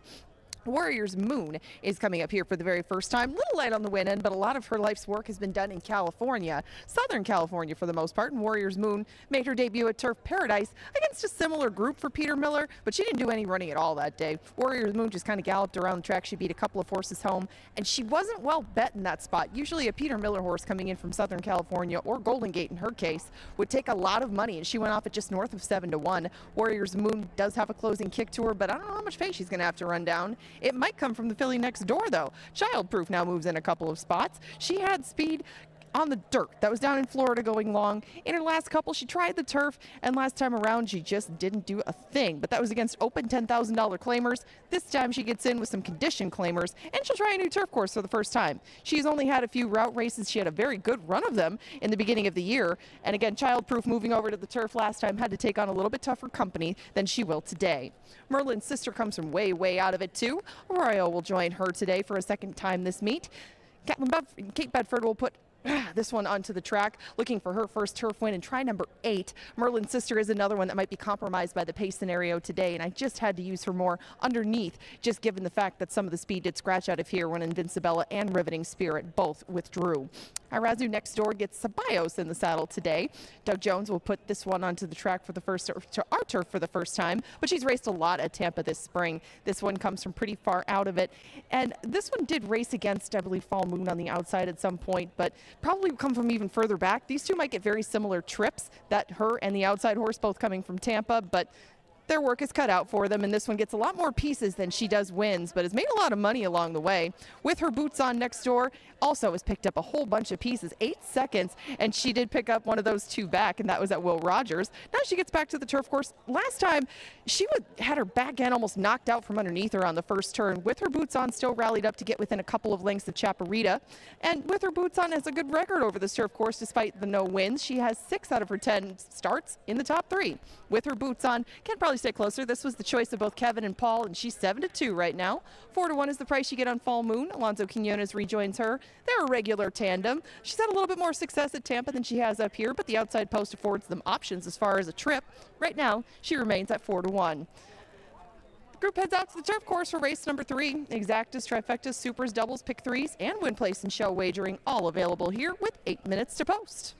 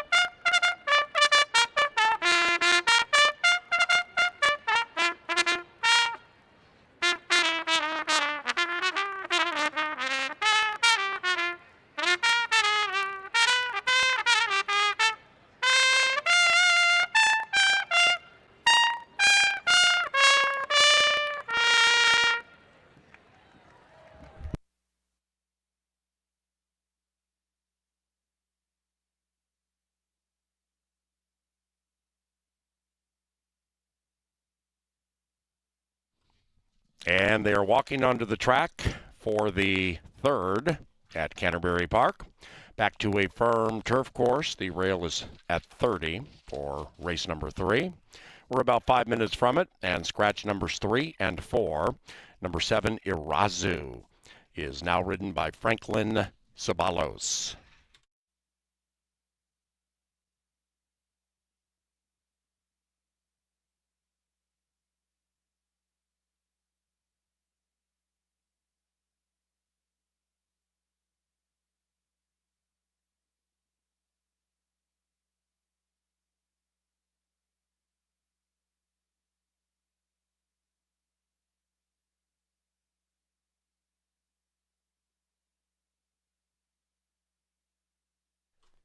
The third race is courtesy of John Deere. Nuttin' runs like a deer. And also, June 15th, Taste of Canterbury. That would be next Saturday, Martinis and Tapas, presented by Kettle One Vodka. Taste of Canterbury, next Saturday night, 5 o'clock when we begin. And tickets at canterburypark.com.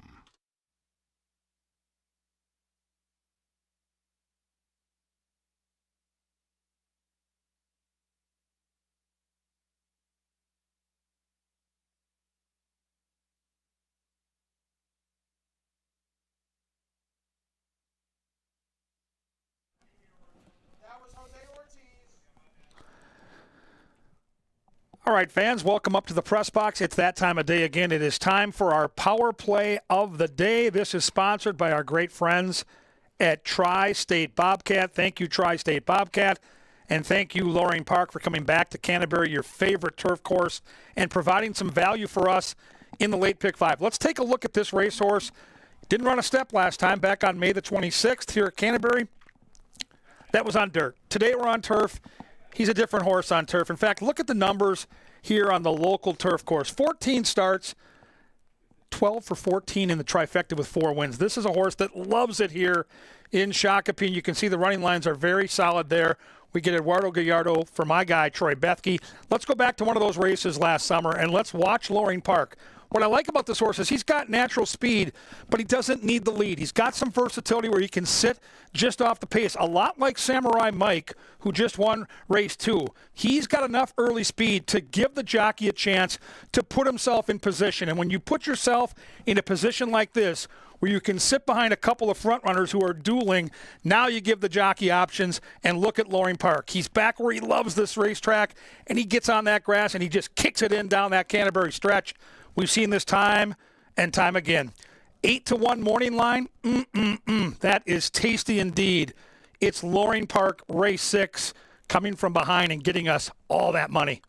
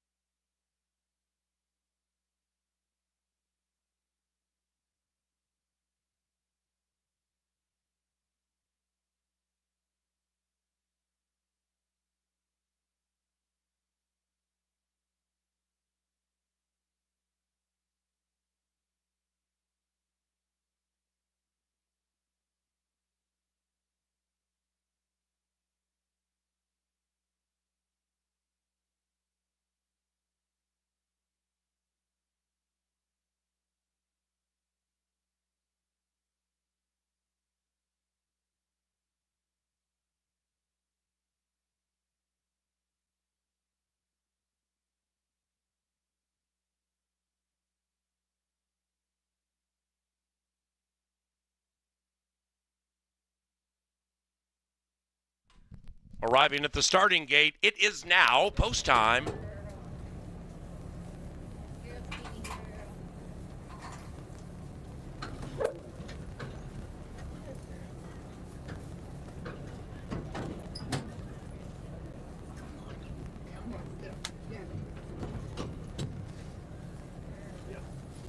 Moving in line, third race Canterbury. Our first winner tonight, 35-1. Our second winner, 10-1. Lady Astrid bet down to favoritism at 2.5 to 1. Fall Moon, set horse. Here they come. And they're racing, and they've broken a perfect line. Child Proof has speed, so does the Lady Astrid. In between them is Warrior's Moon. And now 5 and 2 race away from Lady Astrid around the first turn. Lady Astrid a bit difficult to handle. In fact, Lady Astrid outbroke the field and now has gone back to last. Lady Astrid, an absolute handful for Kelsey Haar. In fact, Lady Astrid is being pulled out of the race. Number 1, Lady Astrid has been pulled out of the race. The others head up the barn side. Warrior's Moon 1. Second is Child Proof, about 2.5 clear from Fall Moon. That one is 7 clear from the White Horse. Merlin's Sister to the inside of With Her Boots On. Irasu is outside of that one. And they're about 8 lengths from the front. And as they head into the far turn, the front belongs to Warrior's Moon. Warrior's Moon at 8 to 1 with upset on her mind. Could it be 3 consecutive races with Boffo prices? Child Proof in second, shoved on. Outside of that, Fall Moon at 2.5 to 1 is revving up. With Her Boots On also is beginning to charge into the outside of Merlin's Sister. And then we come to Irasu, 10 lengths from the lead. And Fall Moon gallops to the front and does so impressively. Fall Moon takes the lead by 1, make it 2. With Her Boots On is running up to a joint second to the outside of Warrior's Moon, but Fall Moon got the jump on them all, ran away, and will hide in the winner's enclosure. 9-2-8 in race 3.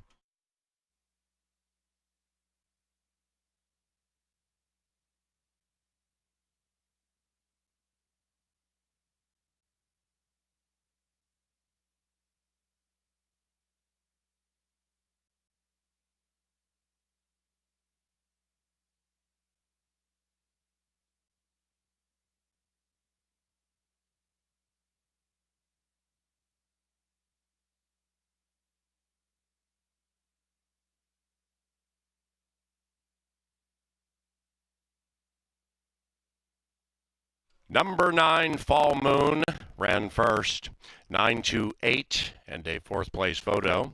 We also had a claim in race number 3. We had a $10,000 claim in race number 3. Stand by.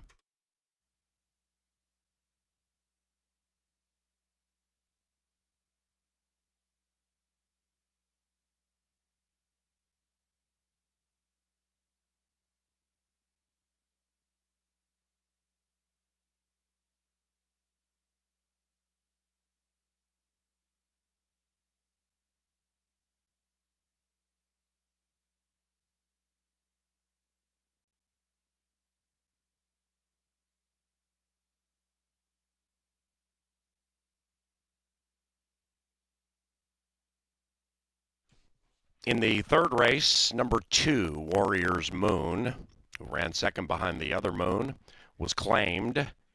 The price $10,000. Tanner Tracy is the new trainer for owner Joel Hunsberger. That's from the third race, number 2, Warrior's Moon, claimed $10K.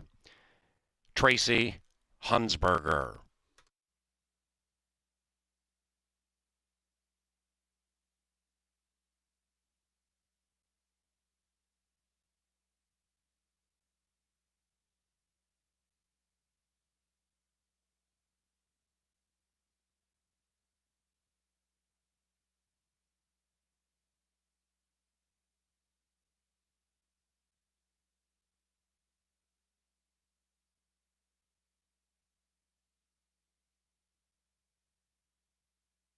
Merlin's Sister 4th.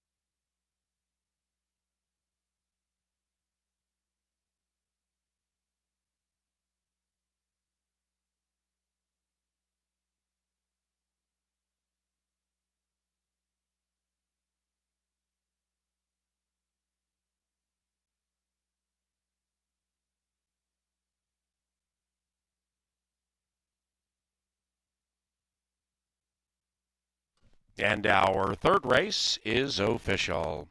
9-2 exacta, $24.80. First pick 3 today paid $1,340. Trifecta 928 paid $40.45. 10 cents superfecta, $37 and change. Race number 4 is the first of back-to-back stakes races. This is the $50,000 Lady Slipper Stakes. Race number 4 is about 20 minutes from now. And racing at Canterbury is courtesy of Maker's Mark and Jim Beam Bourbon. Elegant, smooth, refined. We thank Jim Beam for sponsorship. Likewise, for Busch Light, a proud sponsor of racing at Canterbury Park.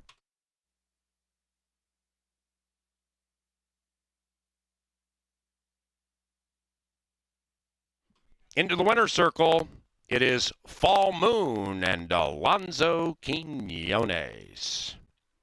Barbara Waite is the winning owner, and the winning trainer, Tim Padilla. 3 victories this racing week for Alonzo Quinones.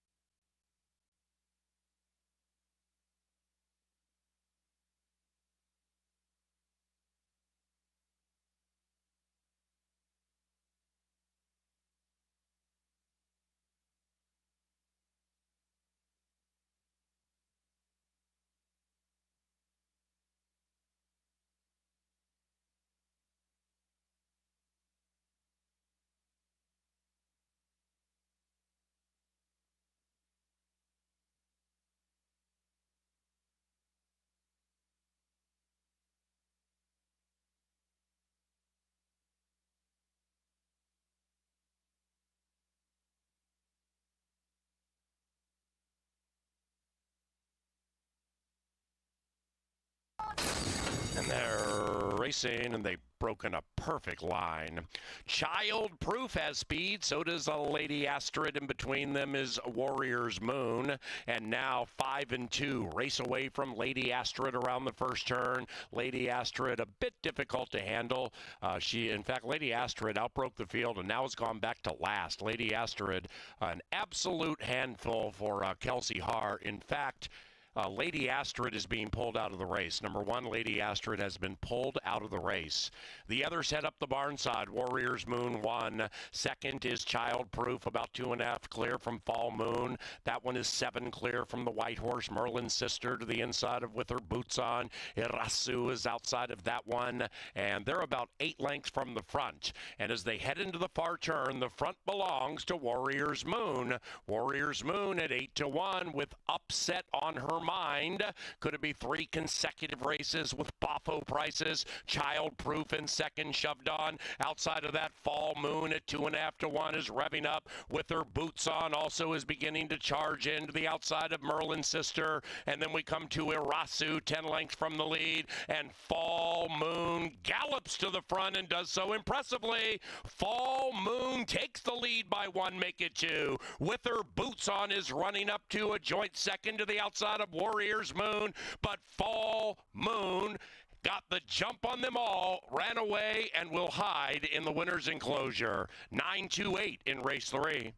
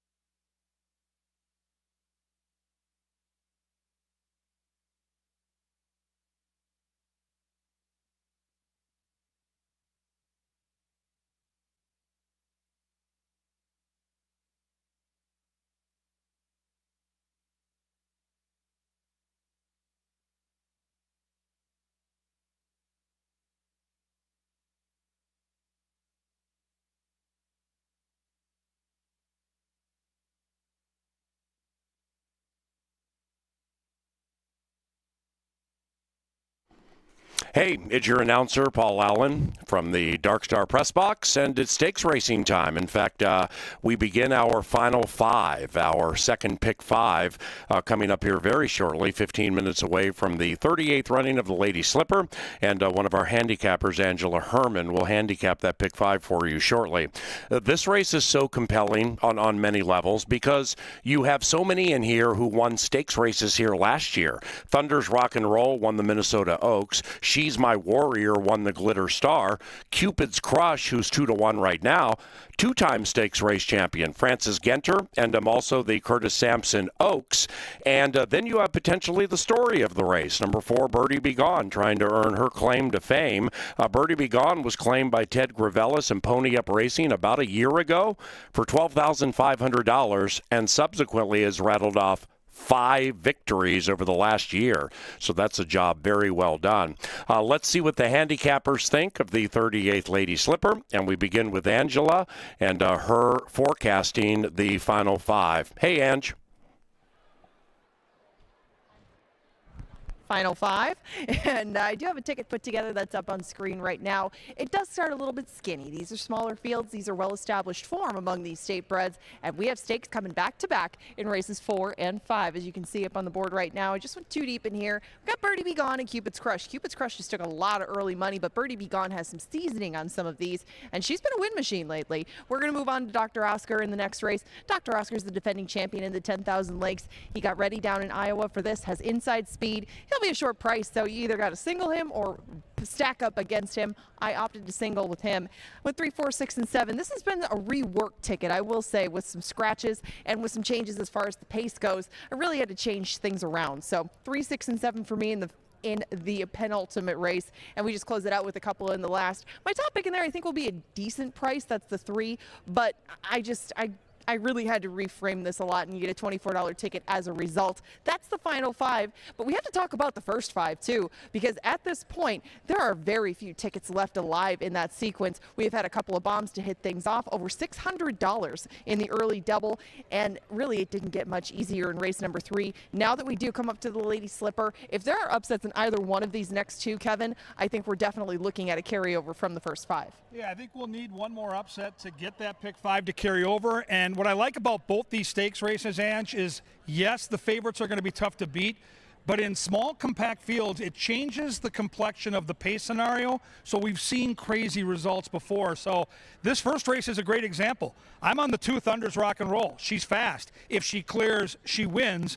But there is other speed in the race. She's My Warrior's fast. The inside horse, Sunshine Fever, is fast. And Cupid's Crush, to me, is the X factor because she tailed off a little bit last year, but when she's on her game, I think she might be the best of this class, and she is super talented. She is, and she's very versatile. There may be bigger prizes for her down the road, maybe targets for them down the road, but why wouldn't you get her cranked up for the Lady Slipper? That's the direction I went in here. She hasn't been seen since Keeneland, but I think my last comment on here is it's been a long summer. You know, she had a really tough campaign. She knocked out everything in the beginning of the season. I mean, she was lights out, and I'm hoping that she starts off her 4-year-old campaign the same way, so I definitely lean towards Cupid's Crush. One of the real fun stories here in this stakes race is the 4-horse Birdie Be Gone. This is Pony Up Racing, and I love horses like this that were claiming horses that have gotten good at the right time and are now eligible to take on the big girls in a $50,000 stakes race. Now, Ted Gravelis, one of our great friends up in the press box, and Heather down here who in front of us keeping an eye on us, making sure we're behaving. These are good people that support racing in Minnesota year in and year out. And so for me, Birdie Be Gone might be the best story of all, because if you can go from the claiming ranks to a $50,000 stakes race, that's what the game is all about. And being in the right place at the right time. You do look up and down the field, you see layoff, layoff, layoff. We see a lot of that with Minnesota breds, but Birdie Be Gone already has 3 starts this year. She's won 2 of them, and now she's won 3 of her last 4 and 5 of her last 7. I mean, you don't do that by accident. This filly is 10 for 23 lifetime, lands towards the outside. I mean, if you're going with a horse with some recency, and that might be a little bit of a price, she's kind of both right now at 3-1, but If you go towards the inside with that speed, do you think that things really materialize as far as a duel, or do you think they're just going to maybe let somebody go a little too quick up front and come pick up the pieces? This was an interesting puzzle as far as the pace goes. Yeah, and I'm going to trust the jockey. I think you have to have faith in the big-time riders in big spots like this. And Eduardo Gallardo, for my money, is as good as any jockey out here. And on the 2-horse, he knows that Thunder's Rock and Roll has got to break sharp. If she gets caught in a pace duel, she's in all kinds of trouble. But if she's able to get clear, she has proven that she can beat this caliber of horse. So for me, the opening couple jumps are everything in this race. Can Gallardo get Thunder's Rock and Roll out of the gate, get that position, and dictate terms? If she battles and has to go eyeball to eyeball, she's in all kinds of trouble. If she's clear, I think she wins. I agree that she is the pace horse to beat for sure. I was picturing Cupid's Crush coming from a little bit further off it. She ran a good second down in Iowa last time around, and even though that kind of became a 5-horse race, it was still not an easy group, and she beat Lover Girl in the process. Lover Girl on the outside right now is 4-1, and I would expect that price to maybe go up, but if everything sizzles and scorches up front and everybody shows speed, this is definitely the most likely candidate to pick them all up, right? I got to tell you, Lover Girl, the 6, looks the part in the paddock. I mean, she is gorgeous, good-looking coach. She probably wants to go longer, Ange, but you hit the nail on the head. If there's other pace outside of Thunder's Rock and Roll, and they put up the fraction sub 22, if they go quick early, the 6 is going to be flying late. I think it's a super interesting race from a jockey's perspective because Cupid's Crush is quick enough to go up there, but she can also press the pace. So I think she's the one, turning for home, that kind of dictates how this stretch run unfolds. That's how we see the Lady Slipper. They're heading out to the track right now. 6 of them face off in here, going 6 furlongs for a $50,000 purse. Kevin and I will join you by the finish line to talk about how they're warming up on track to start off our duo of Minnesota bred stakes races.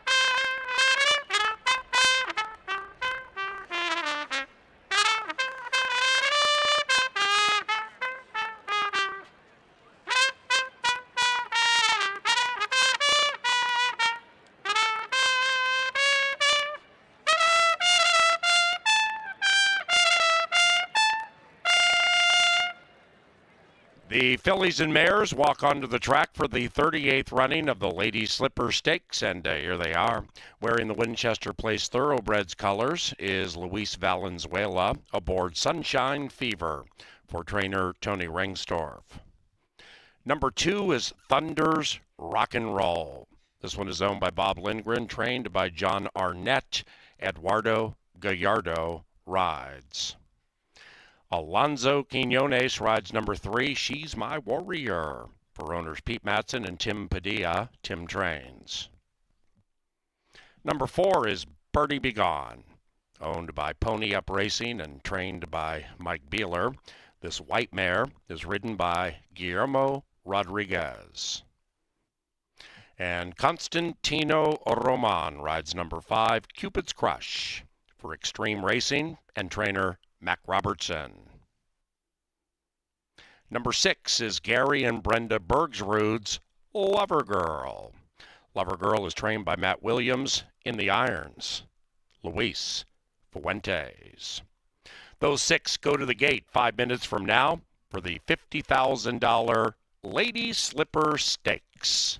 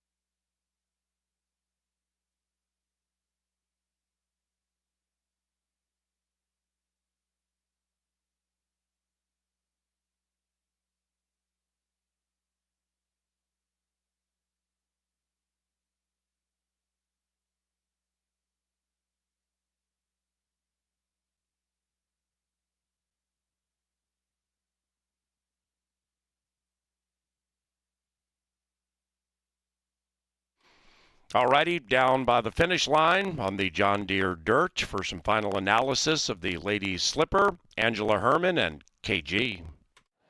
Yeah, this is what it's all about, a beautiful Saturday night in Shakopee. We've got a huge crowd here and a couple of great stakes races. Andrew and I were just watching a couple of these horses warm up, and we're both kind of migrating in that gorgeous gray Birdie Be Gone. She looks the part, man. She's warming up like more than a claimer, I'll say that. Yeah, she won the warm-up. I will say that. She was on her toes in the paddock. She came out here, showed that same energy on track. It wasn't nervous energy. She almost looks excited to be out here and doing her job. You can tell she likes it by the amount of times that she's won. But I would say, looking inside and out of the field, I mean, they're pros. These ladies look good on track. They handled themselves pretty well. The one on screen right now, Sunshine Fever, had a tendency in the past to get a little bit warm, and she's getting a little warm today, but in the sun, it is hot, so I guess that's not to be unexpected, but I would say definitely the one that made the best visual impression on me was Birdie Be Gone. And again, the race within the race here, guys, is the pace, and Thunder's Rock and Roll looks to try to steal this race. I watched She's My Warrior warming up.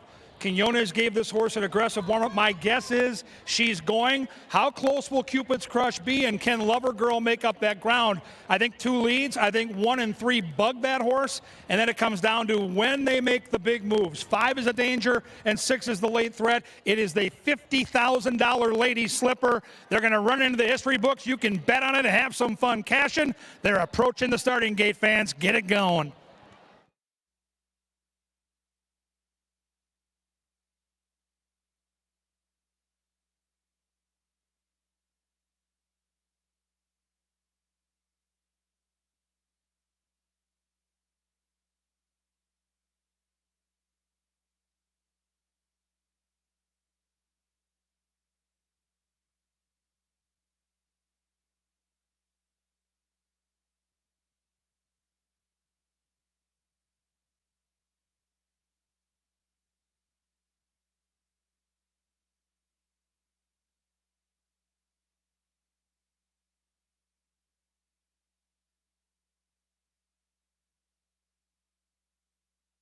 And they've reached the starting gate. It's post time for the 38th Lady Slipper Stakes. Trainer Mac Robertson has won this race 7 times. He has Cupid's Crush in this race, who is 2-1. Thunder's Rock and Roll is 9-5. Charlie's Penny won it last year for trainer Joe Burnt, jockey Lindy Wade, and the late Bob Lothenbach. 1985 Canterbury Downs Days. Bold Polly won the first Lady Slipper, followed by Crank It Up. Clickbait won it 2 years in a row, 2021 and 2022. Who's next?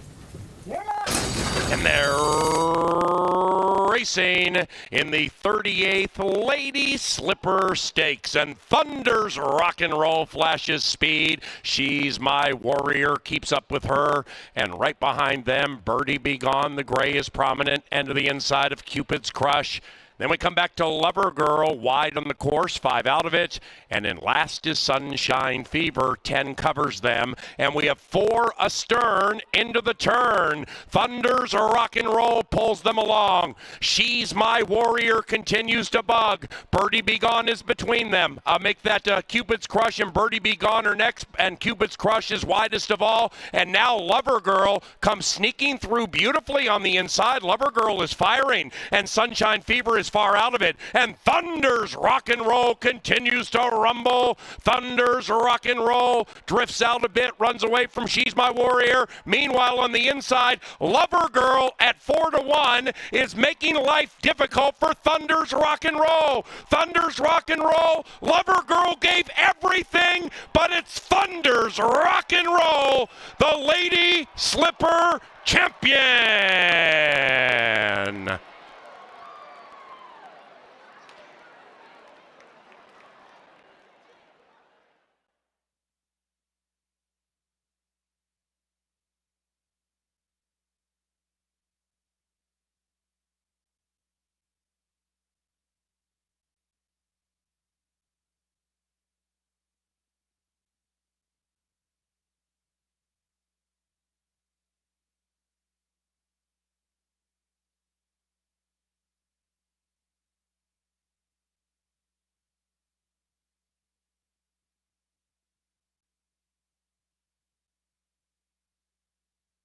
Number 2, Thunder's Rock and Roll first.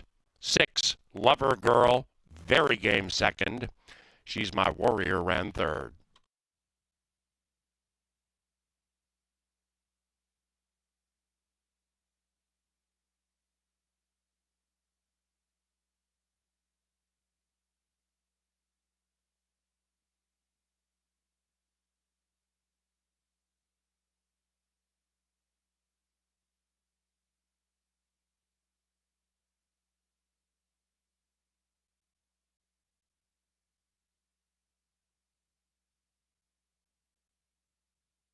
Cupid's Crush fourth.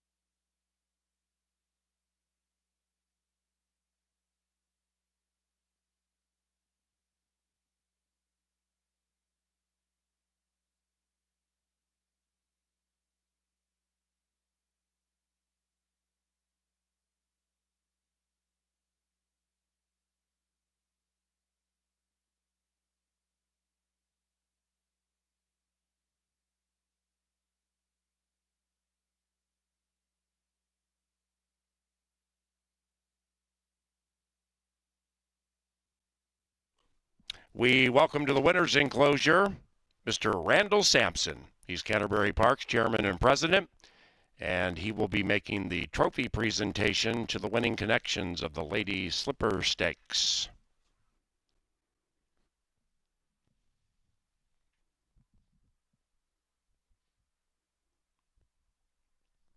Thunder's Rock and Roll wins the second stakes race of her career.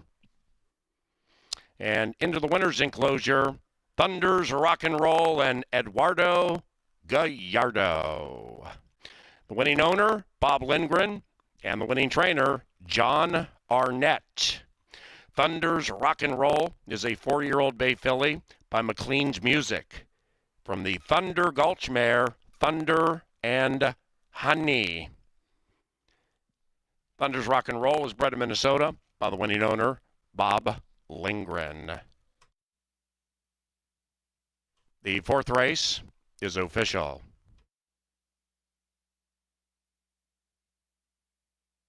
Race number 5 is the 10,000 Lake Stakes. Scratch number 3, runaway ready. And no superfecta wagering in race 5.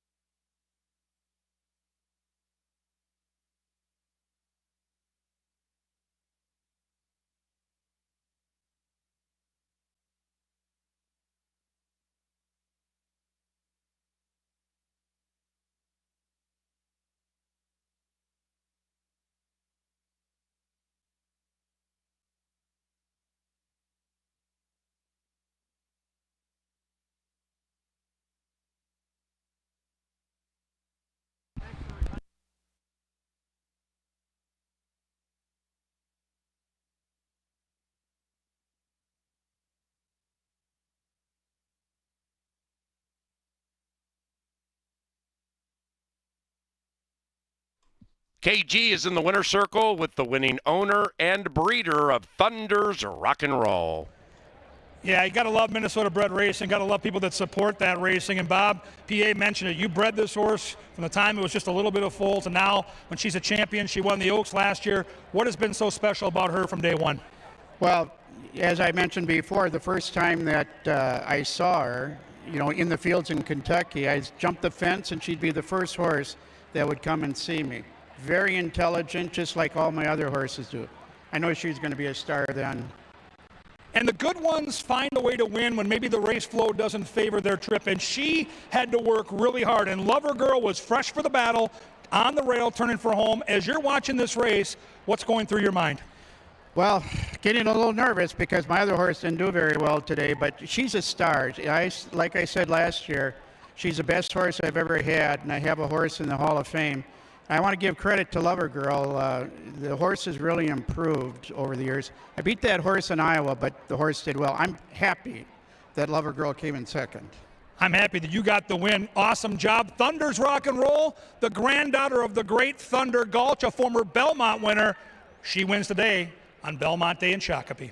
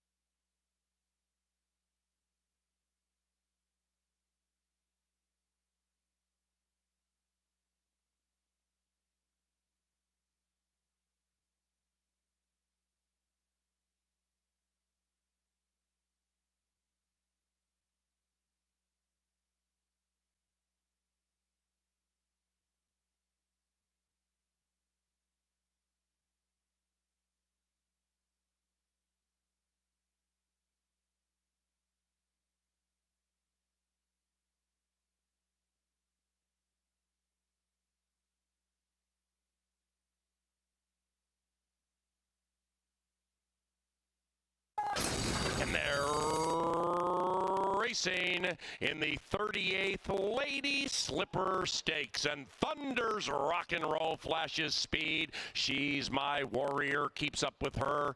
And right behind them, Birdie Be Gone. The gray is prominent, and to the inside of Cupid's Crush. Then we come back to Lover Girl, wide on the course, 5 out of it. And then last is Sunshine Fever, 10 covers them. And we have 4 astern into the turn. Thunder's Rock and Roll pulls them along. She's My Warrior continues to bug. Birdie Be Gone is between them. Make that Cupid's Crush and Birdie Be Gone are next, and Cupid's Crush is widest of all. And now Lover Girl comes sneaking through beautifully on the inside. Lover Girl is firing, and Sunshine Fever is far out of it. And Thunder's Rock and Roll continues to rumble. Thunder's Rockin' out a bit, runs away from She's My Warrior. Meanwhile, on the inside, Lover Girl at 4-1 is making life difficult for Thunder's Rock and Roll. Thunder's Rock and Roll. Lover Girl gave everything, but it's Thunder's Rock and Roll, the Lady Slipper Champion.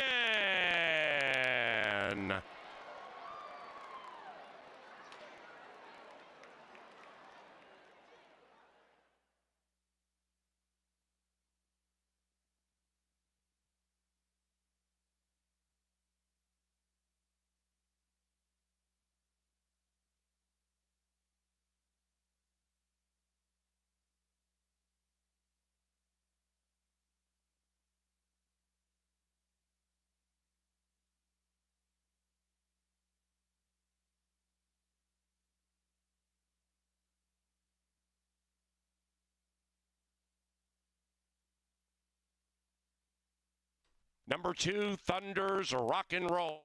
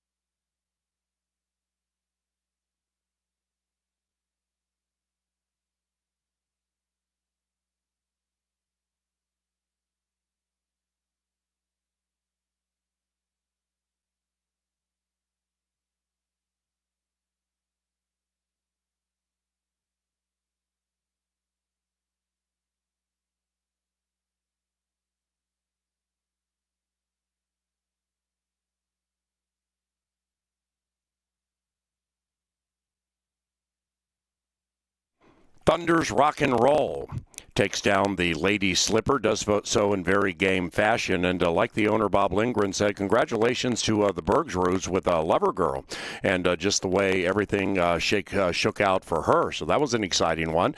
Let's see what we have with the 32nd running of the 10,000 Lake Stakes, where, you know, in the annals of sports, there are great gators, like Florida Gators. You have Tim Tebow, Percy Harvin, Hall of Famer Emmitt Smith, Joakim Noah for basketball fans. And around here, you have the Alligator Hunter as a great gator. Shoot, he's almost made $400,000.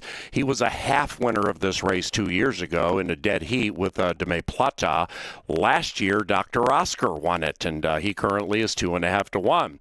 Let's handicap the 10,000 Lake Stakes. Here are Angela and KG.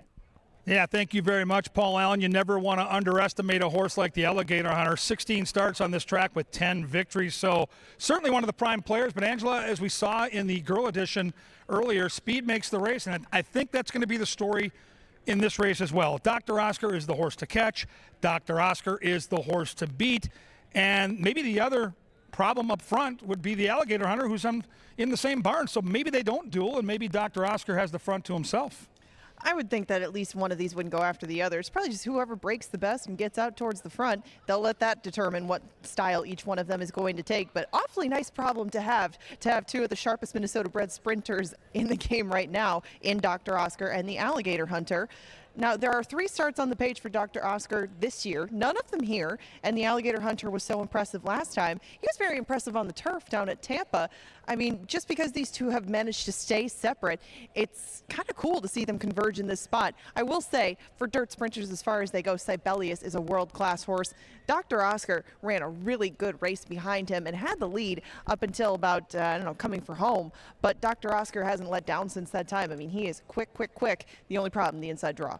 Yeah, and fans, think about this. We saw Mystic Dan win the Kentucky Derby 5 weeks ago and got a Beyer speed figure of 100 for winning the biggest race in our country. Well, last year on this racetrack on July 3rd, Dr. Oscar ran a Beyer speed figure of 102. He is a super talented horse, looks good down here in the paddock. I think he's the one that ends up on the lead. I think the Alligator Hunter ends up stalking. I think the X Factor's in between them, Ange. I think Sir Sterling is quick enough to be pesky in this race, and if Sir Sterling is pesky early, then watch out for the horse with the double handler, because Xavier Dave has back class. Xavier Dave has run at big tracks like Keeneland, and I think Xavier Dave is going to be charging down that Canterbury stretch. Yeah, Sir Sterling was very quick, right from the start. He won his maiden in the slop, and he did so on the front end. He had been a speed sort of horse himself, just like Dr. Oscar. He won the Vic Myers last year in wire-to-wire fashion, but they've stretched him out in his last 2. I would wonder if he's going to be quite as sharp early, if they've tried to get him to relax in those longer races down at Will Rogers and in Houston, and maybe Sir Sterling isn't as much of a problem because Dr. Oscar and the Alligator Hunter have been sprinting. Now that leads you to the outside too, like you mentioned, Xavier Dave, but Bayou Benny had a lot of early money to him too, has a great record over this track, and like we talked about with Lover Girl, could really benefit if all 3 of the inside runners decide to show their customary speed. And look at the betting board right now. You look at a stakes race, you say there's only 5 horses. What does this mean? Well, it means right now, if you're trusting the way the money's going, that any of these 5 can win. The lowest price is 2 to 1. The biggest price on the board is 4 to 1. So this is a fantastic race with 5 different options. If you're alive in that early pick 5, you're sitting on a boatload of cash. We wish you good luck. These are very classy horses indeed. Who do you like? Ange and Pierre are on the 1. I'm on the 5. It's the 10,000 Lake Stakes. 6 furlongs for $50,000. They'll be at the gate in around 8, and then they're going to get it on.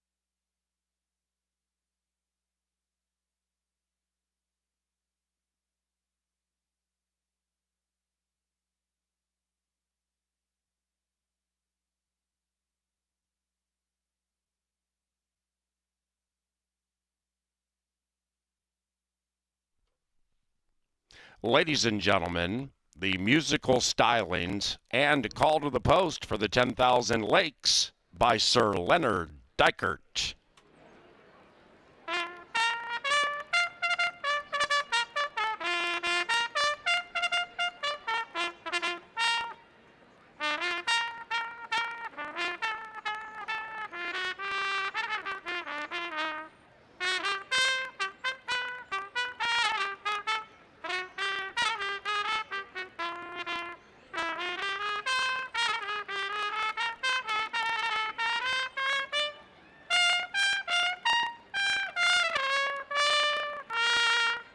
Great job, Lynn. And here they come for the 32nd 10,000 Lake Stakes. Number one is the defending champion.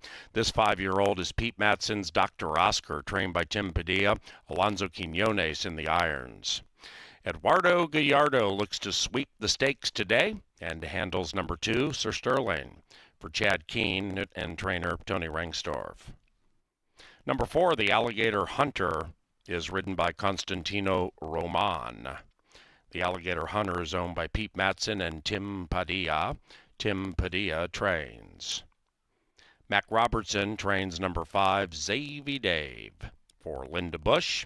In the irons, Fausto da Silva. And Luis Valenzuela rides number 6, Bayou Benny, for Winchester Place Thoroughbreds and trainer Gary Shearer. The 10,000 Lake Stakes is just 5 minutes from now. Bet more, win more.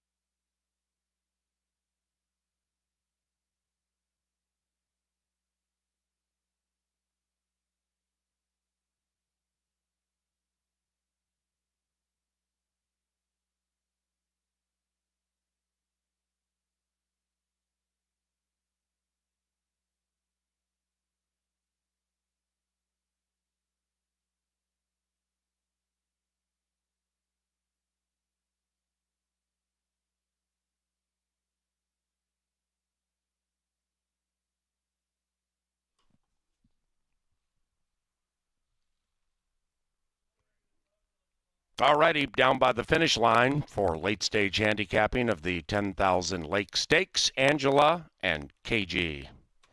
Yeah, PA, it's an interesting race to handicap. Angela, it's very similar to what we saw in our most recent race where the favorite has the controlling speed. How much work will that horse have to put in early? But Dr. Oscar, as you and I just got done watching him warm up, certainly looks like he's on his game. Yes, and he did the other day when I actually went back to go see him with Jeff. He looks like he's every bit the Dr. Oscar that we've seen in the past. And we saw the speed hold up in this past race. All the money was right on the last winner. Maybe it'll be right on Dr. Oscar. The rail I didn't love, but she had inside positioning too. Still pulled it off, still shrugged off some duels. And he has proven in the past that he is willing to duel and keep going. I just couldn't get around him in this spot, but the price, nothing to write home about. No, and if you like Dr. Oscar, but you don't like 1 to 2, and again, 1 to 2 means that right now if you bet $5 to win and he wins, you cash for $7.50. So maybe you try something a little more creative, like a straight exacta. Take that $5 you were going to bet to win on Dr. Oscar, and maybe you like the Alligator Hunter, his buddy from the barn to run second, walk up and say, give me a $5 1-4 exacta. Now I'm on Xavier Dave. I like the 5 to 1, but the advantage this guy has, the one horse on the screen, Dr. Oscar, is 3 prep races, 2 at Tampa, 1 down in Iowa, and that's tough because Xavier Dave hasn't raced in a few months, so that'll be key for me. Can anyone go with him early, PA? We saw it with Thunder's Rock and Roll. Speed in these stakes races is such a weapon. This horse is the X factor. Can Sir Sterling keep him honest? We'll find out. It's $50,000. It's the 10,000 Lakes, and it's coming up right now. It is now post time for the 10,000 Lake Stakes. This is the 32nd running. Quiet, I'm thinking, in 1991, won this race for trainer Percy Sherbinsky. That was the first running of the 10,000 Lake Stakes. The first year of Canterbury Park, given this is our 30-year anniversary. Little Toy Soldier won for owner Elaine Oliver, trainer Doug Oliver, and jockey Scott Stevens, a Canterbury Hall of Famer. Dr. Oscar won this race last year in a flashy 108.82. He's 1 to 2 and favored, right next to Sir Sterling, who's moving in. His rider, Eddie G., looking to sweep the stakes today. Here comes the Alligator Hunter. He shares a home with Dr. Oscar. Xavier Dave.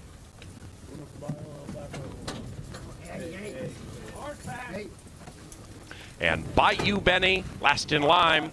It's the 32nd 10,000 Lake Stakes, and they're racing, and they pop spectacularly. And Sir Sterling has elite early speed. Dr. Oscar started in last, and now he's flying up through the inside, but he's behind the Alligator Hunter to the outside of Sir Sterling. Then we come to Xavier Dave. He's being pushed on a bit, but he's engaging 3 lengths from it, and to the inside of Bayou Benny. Into the far turn of the 10,000 Lake Stakes, and we have a breakneck pace battle. Sir Sterling and the Alligator Hunter are slugging it out, and they're traveling in perfect harmony. They're 3.5 lengths clear from the defending champion, Dr. Oscar, who's being niggled at by Q and isn't doing much right now. Xavier Dave is doing the moonwalk, but now he's looking to re-engage 8 out of it, and Bayou Benny is last. And up top, the Alligator Hunter, locked in battle with Sir Sterling, who's 15 to 1.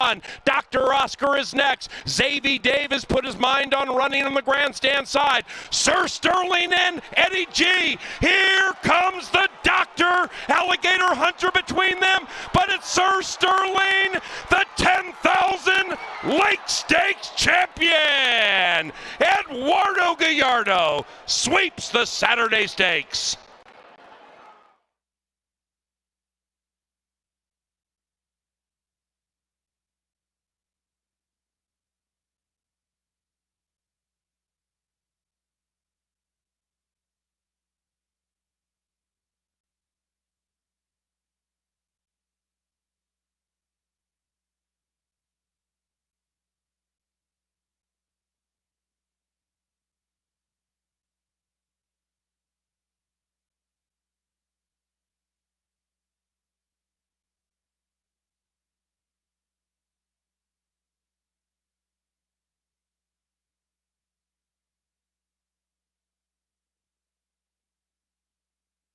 Gallardo.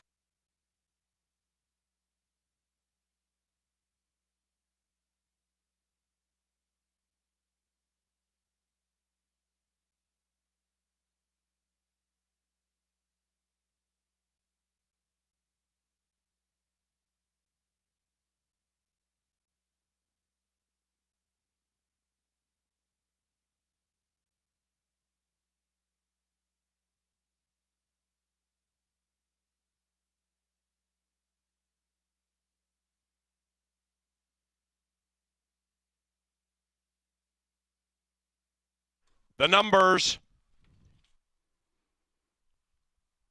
2, Sir Sterling first. 2145, 2145 and 110.46.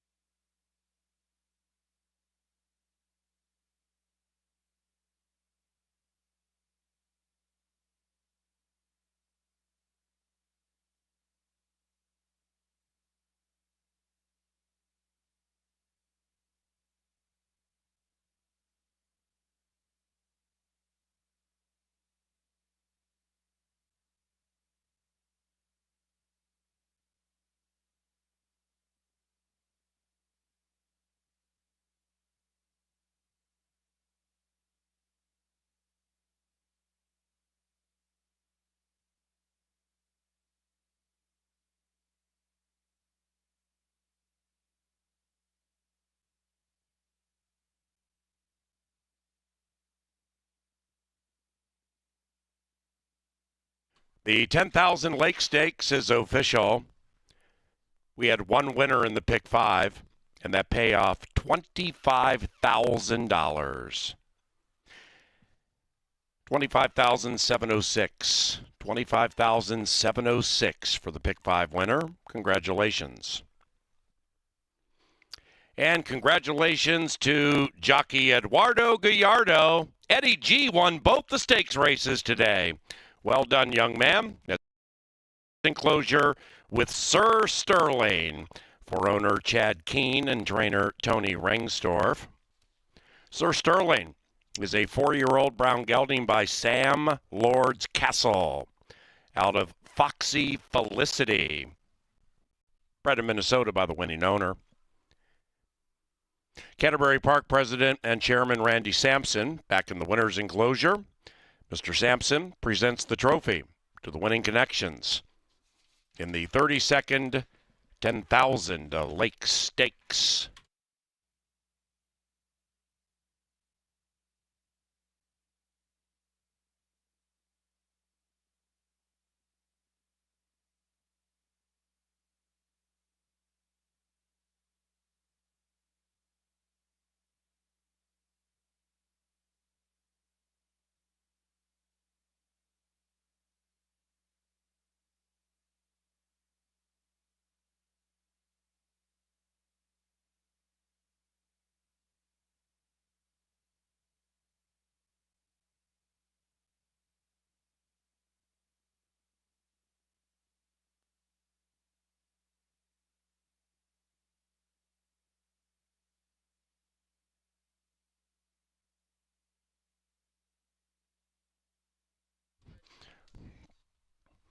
Big upset in the 10,000 Lake Stakes. Let's talk about it with KG.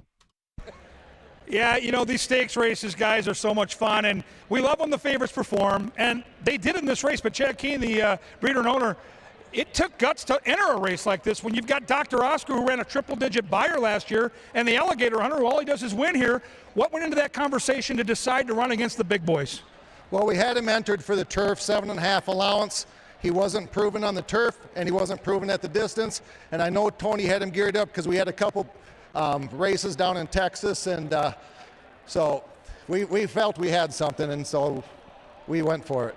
You went for it, and the horse responded. I didn't have a nickel on the race, and I'm standing here watching that stretch battle. That was exhilarating. Do you have a lucky spot somewhere here at Canterbury? And what were the last 30 seconds of that race like, knowing that you had a chance to beat some of the best horses on the grounds? My sister's my good luck charm. She's in California. She was here for 3 races last year and won this year, and we won every race. You fly her in every time, because when she's here, your horse is fire, and the long shot gets it done today in the 10,000 Lake Stakes.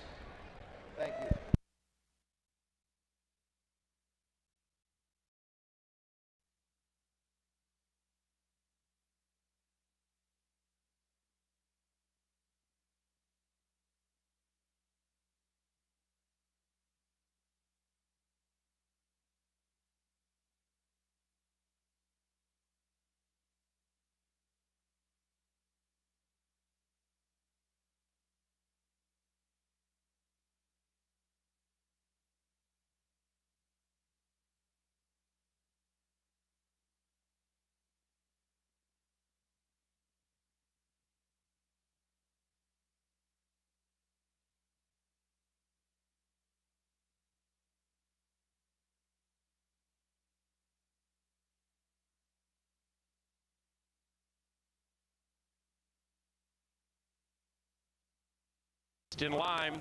It's the 32nd 10,000 Lake Stakes, and they're racing, and they pop spectacularly, and Sir Sterling has a lead early speed. Dr. Oscar started in last, and now he's flying up through the inside, but he's behind the Alligator Hunter to the outside of Sir Sterling. Then we come to Zavy Dave. He's being pushed on a bit, but he's engaging 3 lengths from it, and to the inside of Bayou Benny, into the far turn of the 10,000 Lake Stakes, and we have a breakneck pace battle. Sir Sterling and the Alligator Hunter are slugging it out, and they're traveling in perfect harmony. They're 3.5 lengths clear from the defending champion, Dr. Oscar, who's being niggled at by Q and isn't doing much right now. Zavy Dave is doing the moonwalk, but now he's looking to re-engage 8 out of it, and Bayou Benny is last. And up top, the Alligator Hunter, locked in battle with Sir Sterling, who's 15-1. Dr. Oscar is next. Zavy Dave has put his mind on running on the grandstand side.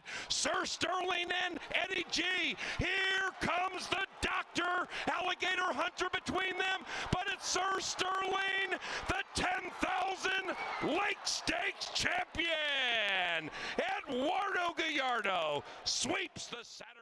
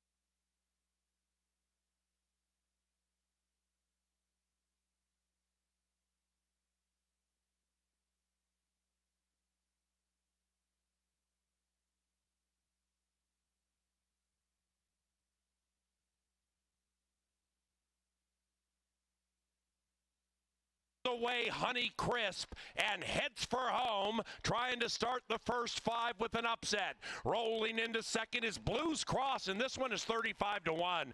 The first race is from a Stephen King novel. Blues Cross, last to first, as the longest shot on the board. Welcome to Belmont Stakes Day, and if you bet Blues Cross, you just got paid big.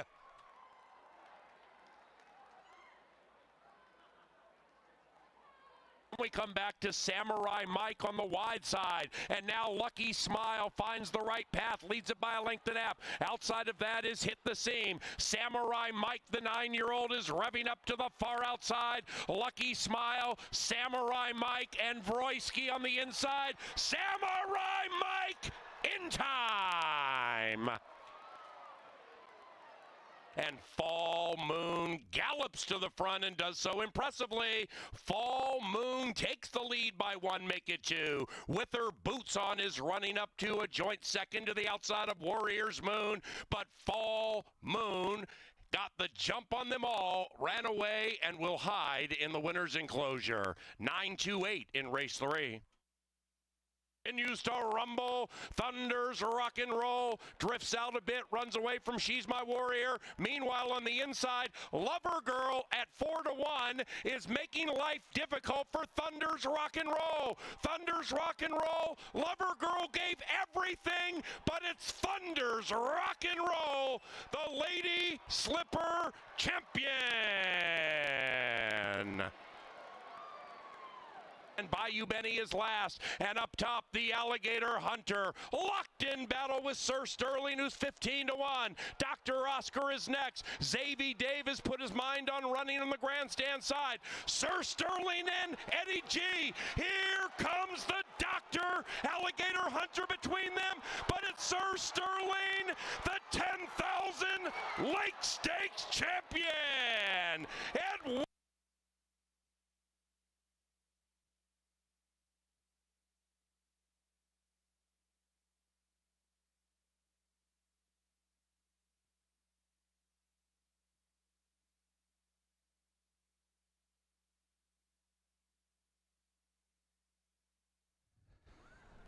All right, we're back down in the paddock here. 3 more great races to go on this beautiful night. Want to give a birthday shout out to my buddy Will Anderson.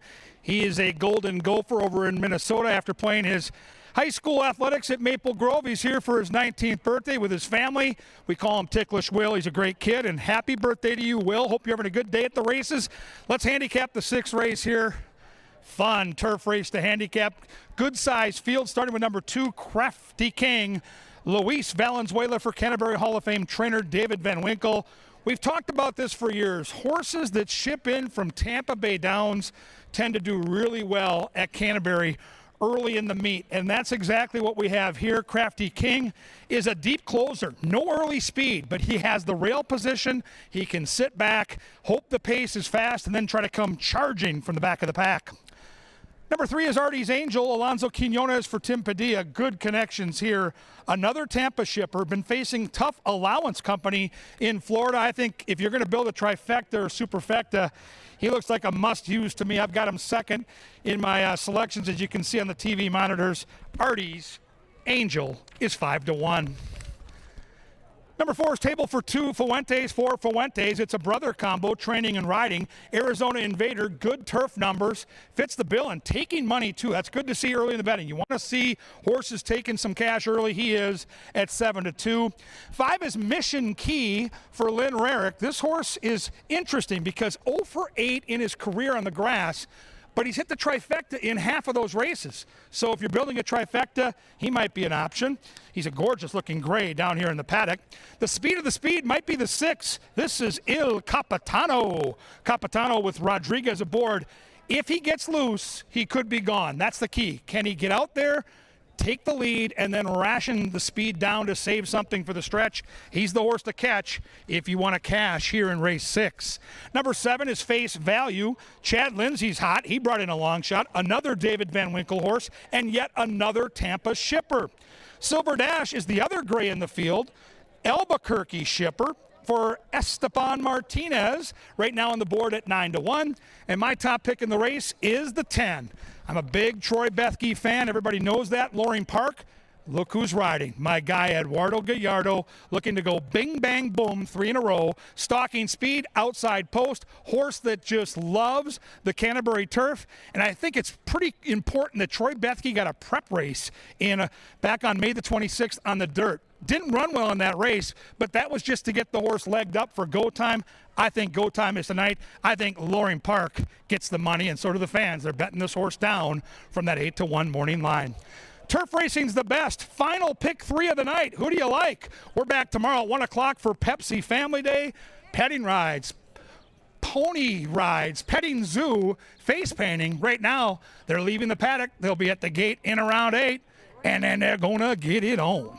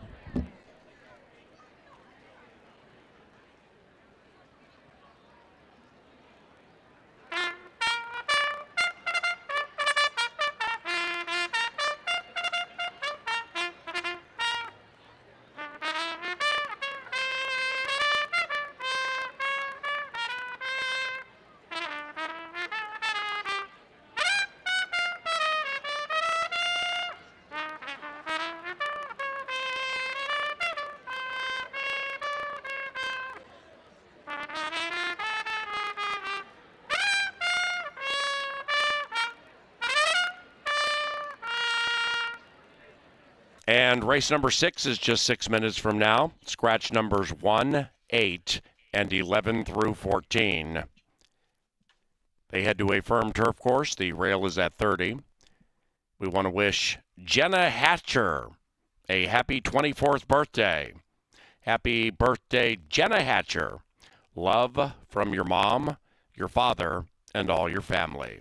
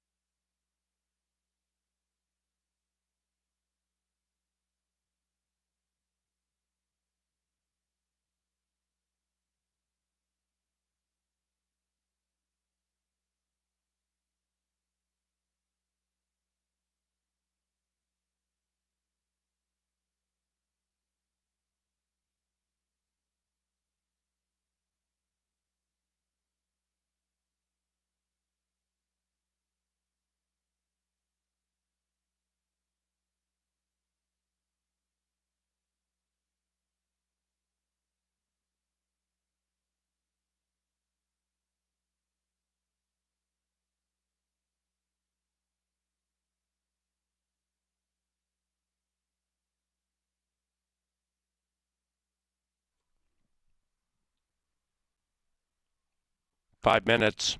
Ladies and gentlemen, stand by for the Martini Relay Race. To be called from the announcer's booth.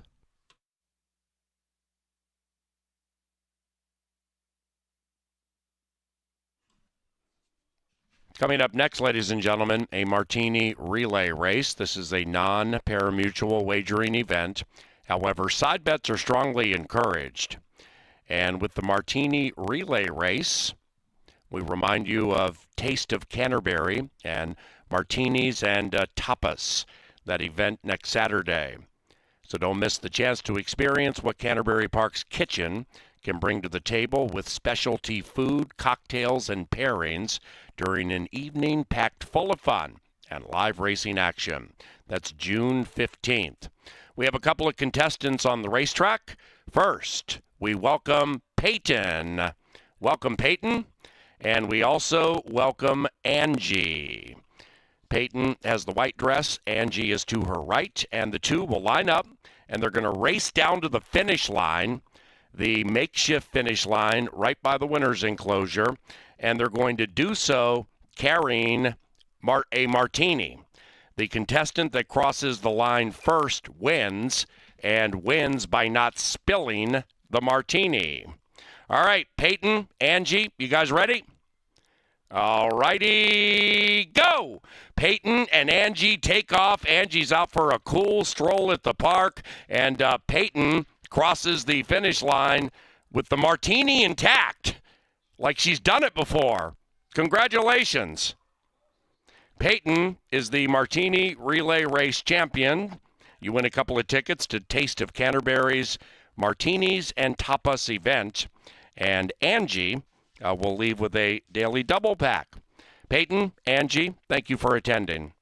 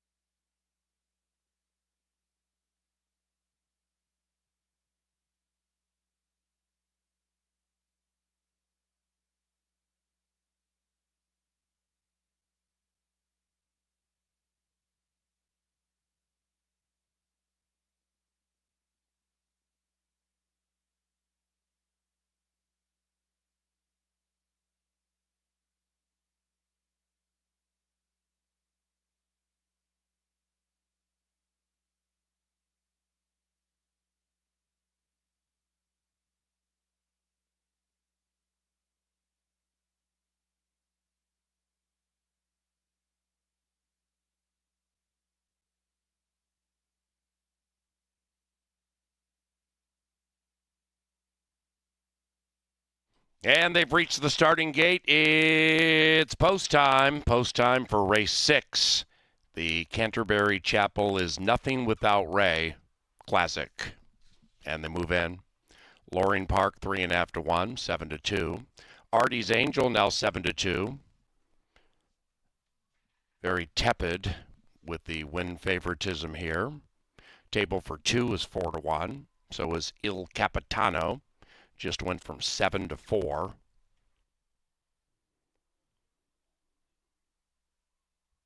The players can't seem to figure out which way they want to go with their win money here. Crafty King 5 to 1. First race today went to a 35 to 1 shot. Second race to a 10 to 1 shot. Most recent stakes race to a 15 to 1 outsider. And the first pick 5 today paid 25 grand. This is leg 3 of the second pick 5. We have a 10% takeout, lowest in the country. And fans locally and abroad seem to enjoy it. Il Capitano 4 to 1 down to 5 to 2, now favored. Il Capitano speedy, getting a majority of the late in the win pool.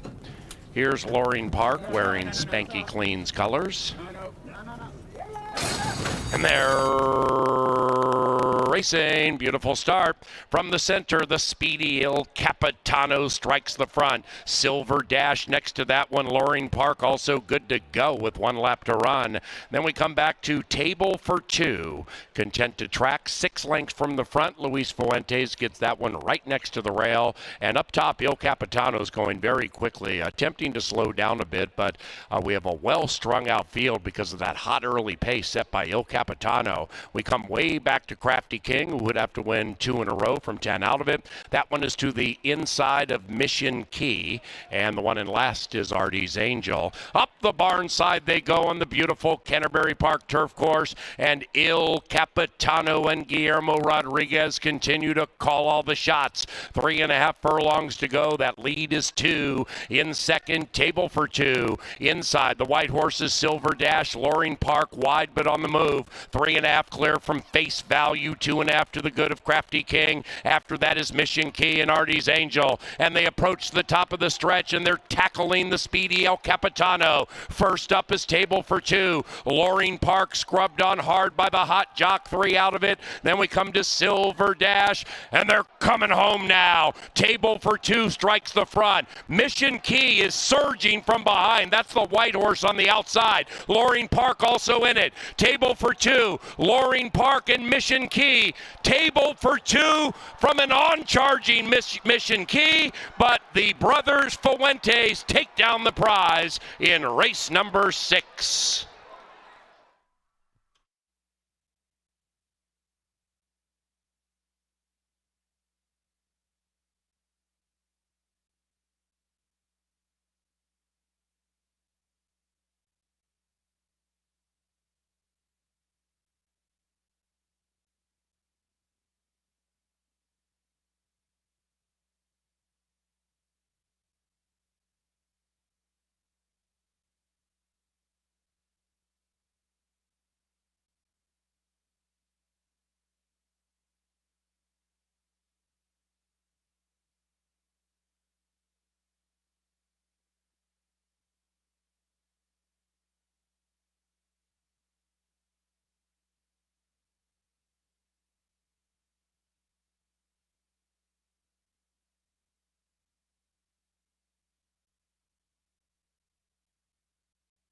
Number 4, Table for 2, ran first.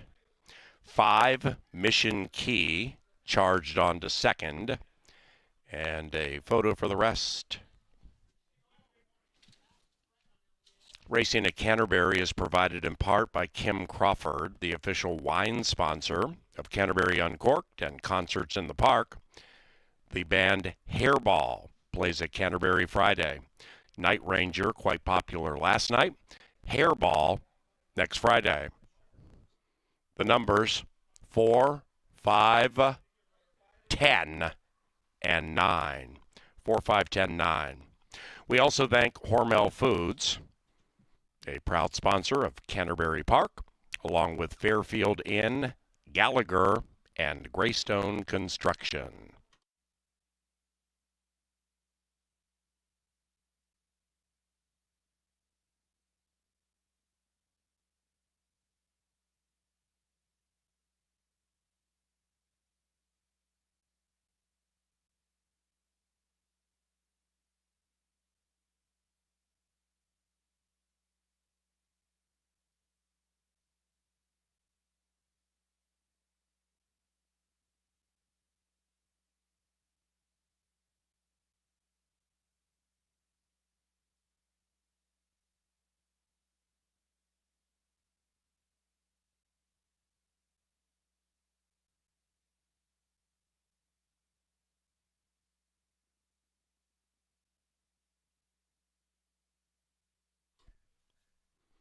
Race number 6 is official. Big payoffs all over the place, too. 10-cent superfecta, 264. The 2-4 double, 1,674 from Sir Sterling. Pick 3 from the Lady Slipper paid nearly $500. And the 4-5 exacta paid $49. The trifecta, Brothers Fuentes, all evens, 115.70. Race number 7 is the Saturday penultimate. Final turf race, too. Scratch number 2, Bodenheimer. And number 1, Crew Dragon, is ridden by Constantino Roman.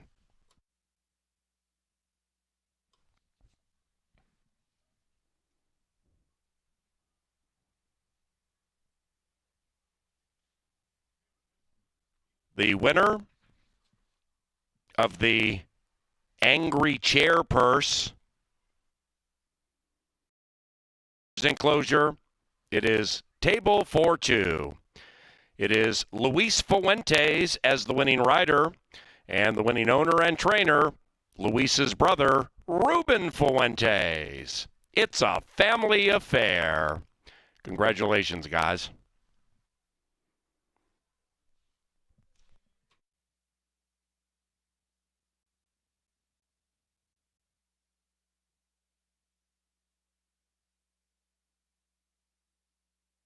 Chris Boswell to information. Chris Boswell to information.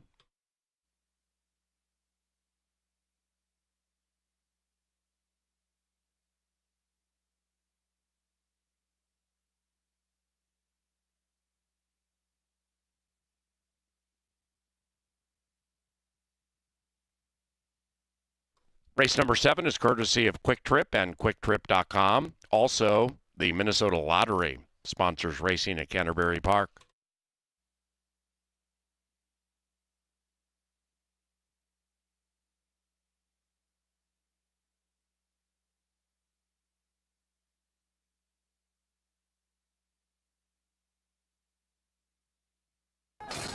And they're racing. Beautiful start.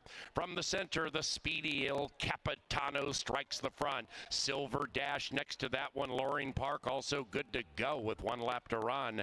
Then we come back to table for 2. Content to track 6 lengths from the front. Luis Fuentes gets that one right next to the rail. And up top, Il Capitano's going very quickly, attempting to slow down a bit, but we have a well-strung out field because of that hot early pace set by Il Capitano. We come way back to Crafty King, who would have to win 2 in a row from 10 out of it.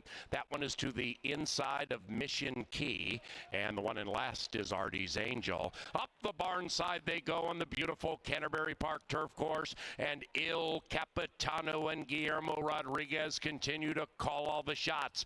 3.5 furlongs to go. That lead is 2. In second, table for 2. Inside, the white horses, Silver Dash, Loring Park wide but on the move. 3.5 clear from Face Value. 2.5 to the good of Crafty King. After that is Mission Key and Artie's Angel. And they approach the top of the stretch, and they're tackling the speedy El Capitano. First up is table for 2. Loring Park scrubbed on hard by the hot jock. 3 out of it. Then we come to Silver Dash, and they're coming home now. Table for 2 strikes the front. Mission Key is surging from behind. That's the white horse on the outside. Loring Park also in it. Table for 2. Loring Park and Mission Key. be table for two from an on-charging Mission Key, but the brothers Fuentes take down the prize in race number 6.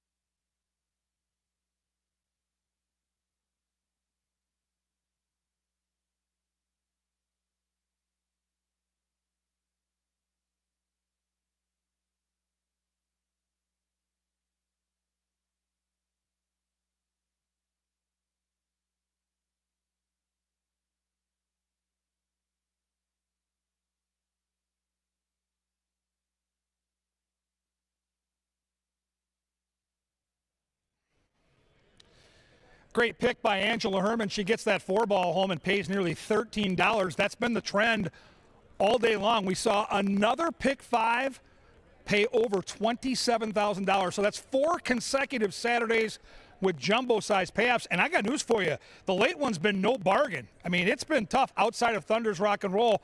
And this race completely changed when you scratched the 2 Bodenheimer, who was likely going to be the hot favorite, and the speed of the race. So now it becomes, I think, a better betting race and a much tougher race to handicap. So let's take a look at the field. You can see the betting board pretty balanced right now, and I think that's going to be the trend up until post time. My recommendation here is a nice small win bet, but then try to get some money in the trifecta or superfecta. I think this race has the potential, if you get a couple bombers in there, to really pay big numbers for that 50-cent try or even that 10-cent super. Here we go. Number 1 is Crew Dragon. Constantino Roman is the jockey change. The horse is 2 for 27 in his career, which I don't love, but the horse loves the turf and will be motoring late. So if you're going to build one of those tries or supers, I think he can hit the ticket. I think he could be a late danger. Crew Dragon should be a fair price come post time. Number 3 is Jack's Outlaw. De Silva gets the call for Jose Silva. 3 starts on the Canterbury Turf Course, all 3 times in the top 3. That is something you want to know when building a try or super. This horse always finds a way to hit the ticket, has good natural speed, and doesn't need the lead. Next in line is the 4 Diamond City. Chad Lindsay is the pilot. He already brought in a long shot earlier tonight at 35-1. Now the connections ship in here from Prairie Meadows in Iowa. They don't have a grass course at Prairie Meadows, so they are here for a race just like this. Diamond City's second in my analysis on the board, and I think he's a horse that might, as the betting goes on, kind of get lost in the shuffle, so I'll use him in my trifecta box for certain with the jockey that's hot tonight bringing in prices. 5 is Lake B. Barejas for Miguel Angel Silva. Ran a sneaky good 4th behind Bugler last time. For me, the question mark is we don't have any turf races, so his dirt form is good, but it's a different race on grass. So this one to me is a wait and see, even though he's taking money at 5-1. Once they scratched Bodenheimer, I fell in love with the 6. That's Crocodile Hunter. Quinones for Tim Padilla. What he has is early speed, and early speed in a race like this that's a turf sprint is a weapon for sure. He's on his toes out here. The ears are up. See, that's an attentive racehorse. I wanted to see something good. I'm seeing it right now. He got the prep race last time against his barnmate, the Alligator Hunter, and I think he's better on the grass than he is on dirt. We'll see if he can get the lead tonight and take him all the way. Crocodile Hunter, 3-1. If you like big closers, then you're going to love the 7. That's Bayou Colonel. Luis Fuentes for Gary Shearer. Gary is one of the best trainers at Canterbury year in and year out. Last year, he beat a similar field at 8-1. Paul Allen picked this horse tonight, and Paul's been hot with long shots on the turf all year long. Allen touted a horse named Bet Your Assets at like 15-1 a week and change ago. So PA on Bayou Colonel, he'll be in my trifecta too. I think he'll be flying from the back of the pack. 8 has lots of early speed. This is Hapot, the hot jock. Eduardo Gallardo looking for the triple. He rides for Tony Rengsdorf, who's hot as well and has a stakes win on the card. Hapot is fast on the dirt, hasn't shown that same early speed on the turf. If he can find his feet and show that patented early speed, he could be a danger. I just haven't seen it from him in turf racing yet, and that's why I think the Crocodile Hunter gets the jump on him. Outside horse is the 9 Euromatic. Vic Hansen trains. Really good gate jockey here, Luis Fuentes. A bullet work in the morning getting ready for this race. Outside attack post.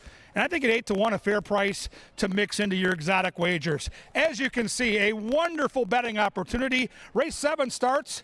The late daily double, the final daily double on the live card. And don't forget about June 22nd. It's Turf Festival night out here at Canterbury. The biggest and best turf horses in the Midwest for big-time purse money. Circle June 22nd and join us right out here at Canterbury Park. You can head to canterburypark.com for the details. Turf Sprinters, it's going to be a good one. Get your bets in now. They are leaving the paddock, and soon we'll get the call to the post.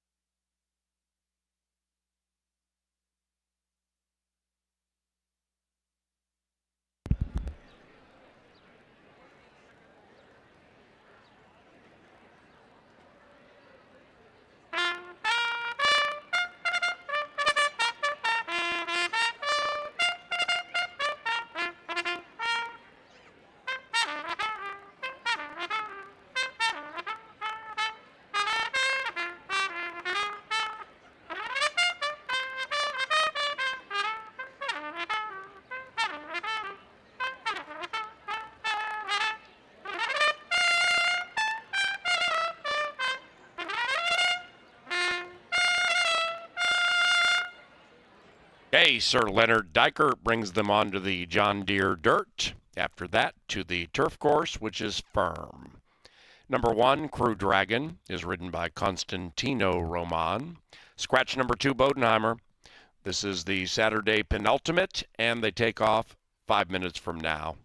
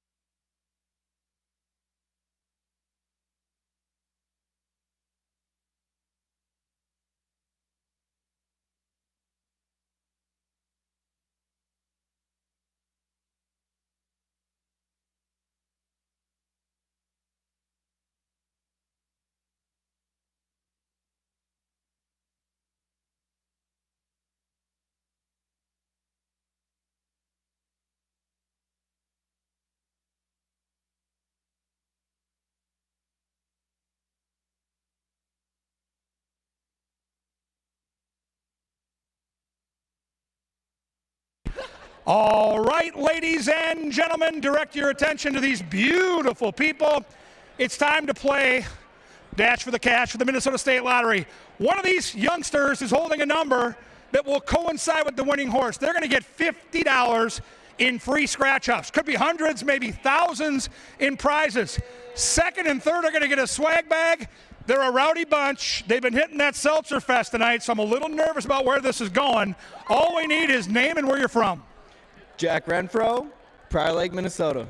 Go Lakers. You've got one of the field's big contenders in Crew Dragon. Your name? Zach Shockby, hometown. Hometown boy from Shakopee on his home track. What could possibly go wrong? Your name? Gabrielle. I'm from Blaine, Minnesota. Blaine Bengals, Nick Bugstead, one of my all-time favorites. Let's go. Your name? Anna from Shakopee. Oh, from Shakopee. Isn't that cute? And you've got the four who the fans have made one of the favorites. Oh, here comes someone real fun. Hello. My name is Lily. I'm from Coon Rapids, and... You're a Packer fan. Yes, indeed. What do we do to Packer fans? Boo! We boo them. No, Pack, no!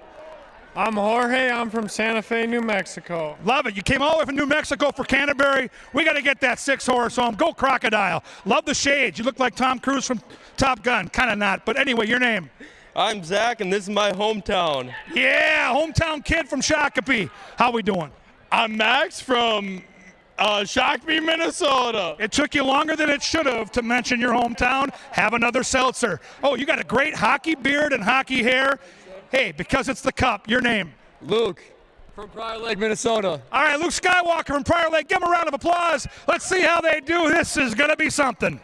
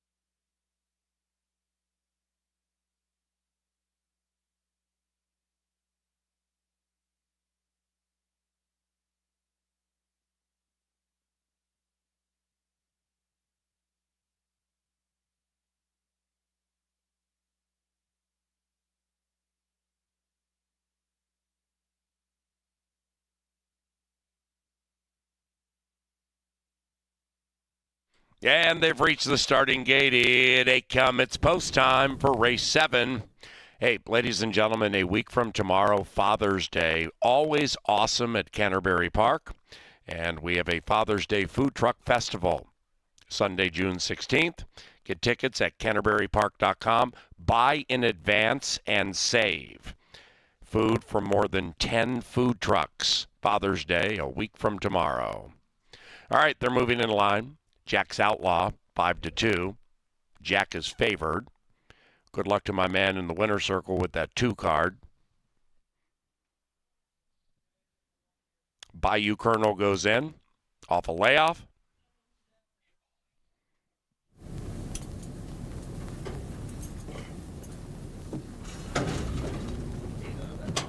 Wheel. Have the 7th here momentarily as they move in line.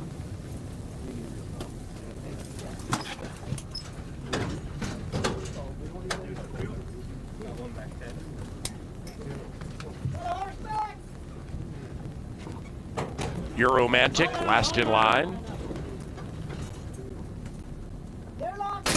And they're racing in another absolutely picture-perfect start. Lake B in the turf debut soars off to the early lead, but now has been joined by Diamond City to the inside. And outside of that, Hap Hot is a fast Minnesotan. Euromantic is widest of all. And now Diamond City sparkles on the lead, pulling to the front off the far turn. After that, we have Jack's Outlaw tracking about 5 lengths out of it. And up top on the lead, Diamond City boots clear by 1. Behind that one, Jack's Outlaw's full of run, waiting for the light of day. After that, we come back to Crew Dragon beginning to run onto the inside of Bayou Colonel off that layoff. And in last is Crocodile Hunter. And in first, Hap Hot. Hap Hot strikes the front. Bayou Colonel surging to the outside. Inside, Jack's Outlaw finally got the light of day. Race over. Jack's Outlaw is gone.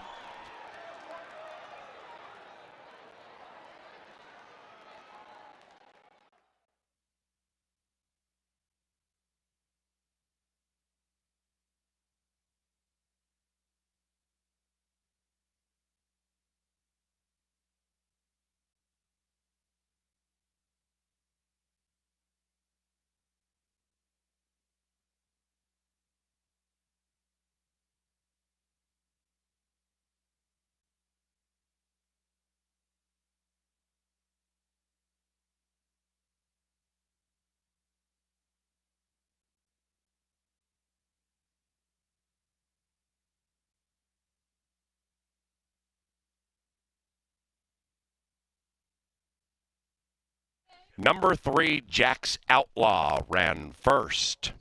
8, Hap Hot, second. Photography for the rest, and 56.26 was the final time.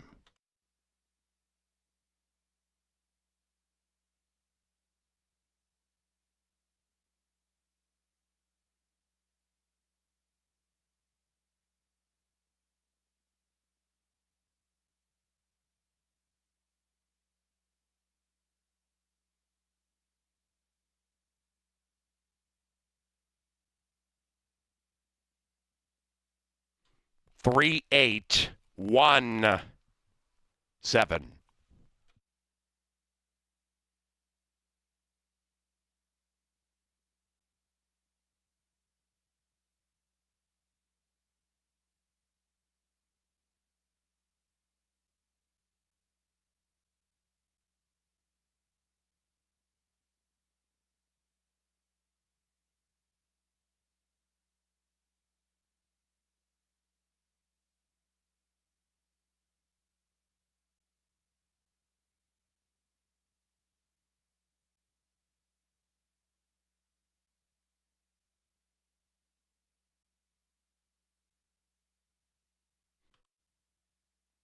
CBY's 7th race is official.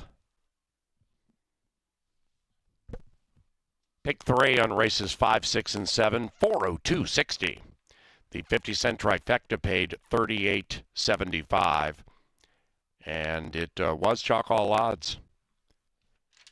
Eighth race, final live race, John Deere Dirt. It's fast. Number 4, Cowboy Cause, is picked up by Eduardo Gallardo.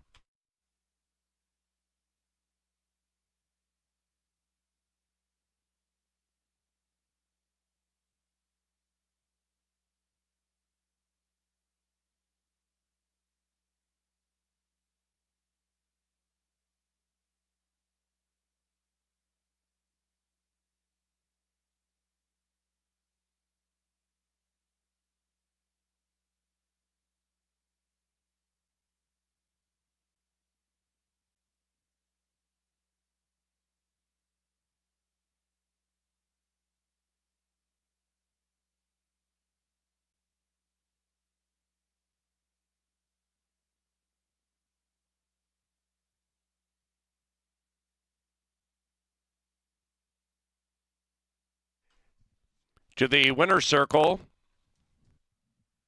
and winner of the Heaven Beside You purse,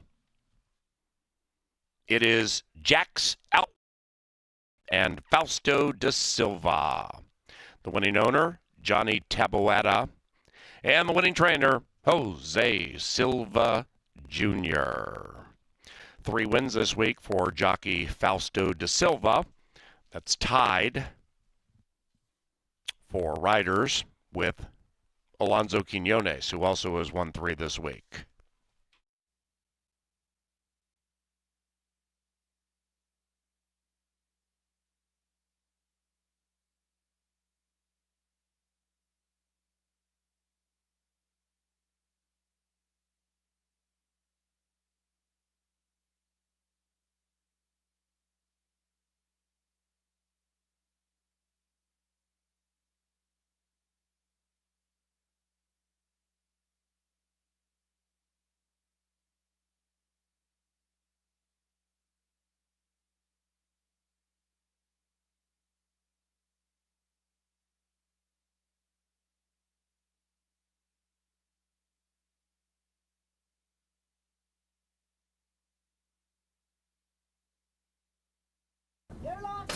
And they're racing in another absolutely picture-perfect start.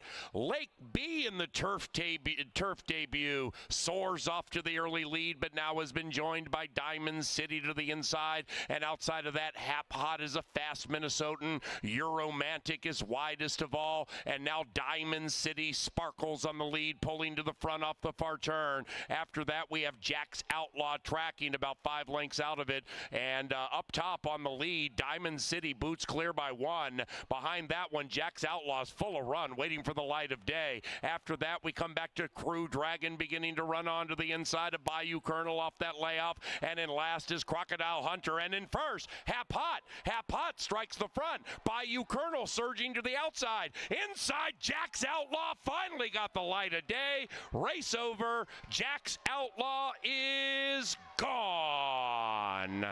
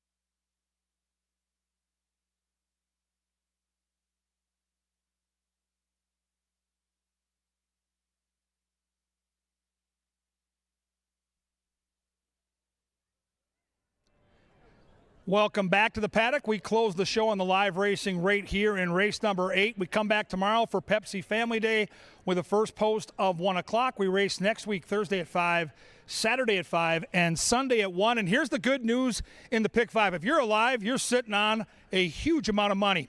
1, 2, and 7 in this race are not even covered, which means that would carry over into tomorrow's late Pick 5.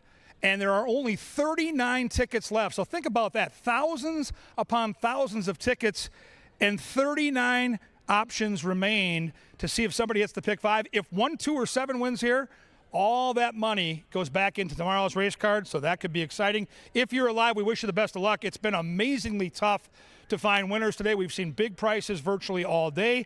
And race 8 is a maiden race, which means none of these horses have ever won a race. So there is some strangeness to handicapping this one. It's a 1-mile distance, maiden claimers.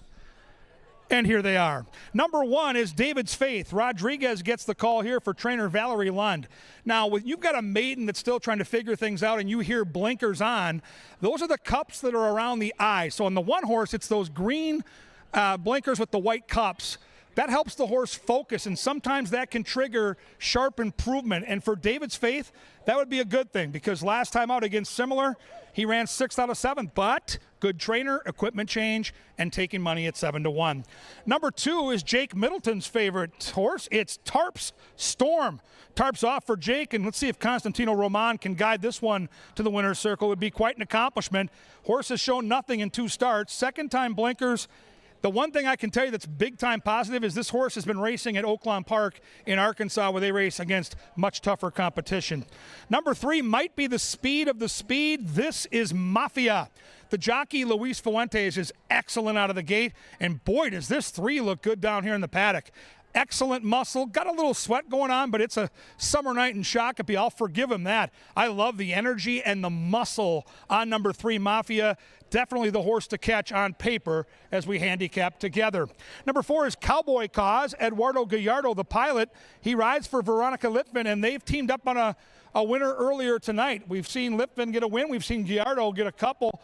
The Litvin winner was 10-1 on the turf, so keep that in mind. Likely charges from off the pace on the board with the hot jock at 6-1. 5 is Ukraine Strong, Barejas for Miguel Angel Silva. Another maiden putting the blinkers on for the first time. 5's got some good energy out here, has been facing tougher competition in Texas, and like the 3 horse, should have a touch of early speed. I'm going to take a swing on the 6, Chasing the 1. Alonso Quinones for Tim Padilla. He's had lots of tries, and he's been right there, ready to win a race. And then the stretch comes, and he just has fizzled. He's been racing on the turf. He's been racing at Tampa. He's back on the dirt. We have a good workout. And get this, trainer Tim Padilla is 31% when he takes his horses off the turf and puts them on the dirt. I'll use those lucky shamrocks on those cool jockey silks, and I'll take Chasing the 1 to be the one tonight. 7 is Proof of Purchase. Jude gets the call here for the Rushton gang, in from Nebraska, has been racing at shorter distances, but if you look at this horse physically, he looks like a horse that's built to go longer, so maybe the extra ground will do him some favors. Who do you got here? Do we get a Pick 5 carryover into tomorrow? It'd be like Christmas in the press box. We'll find out. Maidens at 1 mile. Someone's going to get their first victory. It's all coming up, and it's coming at you, and it's next.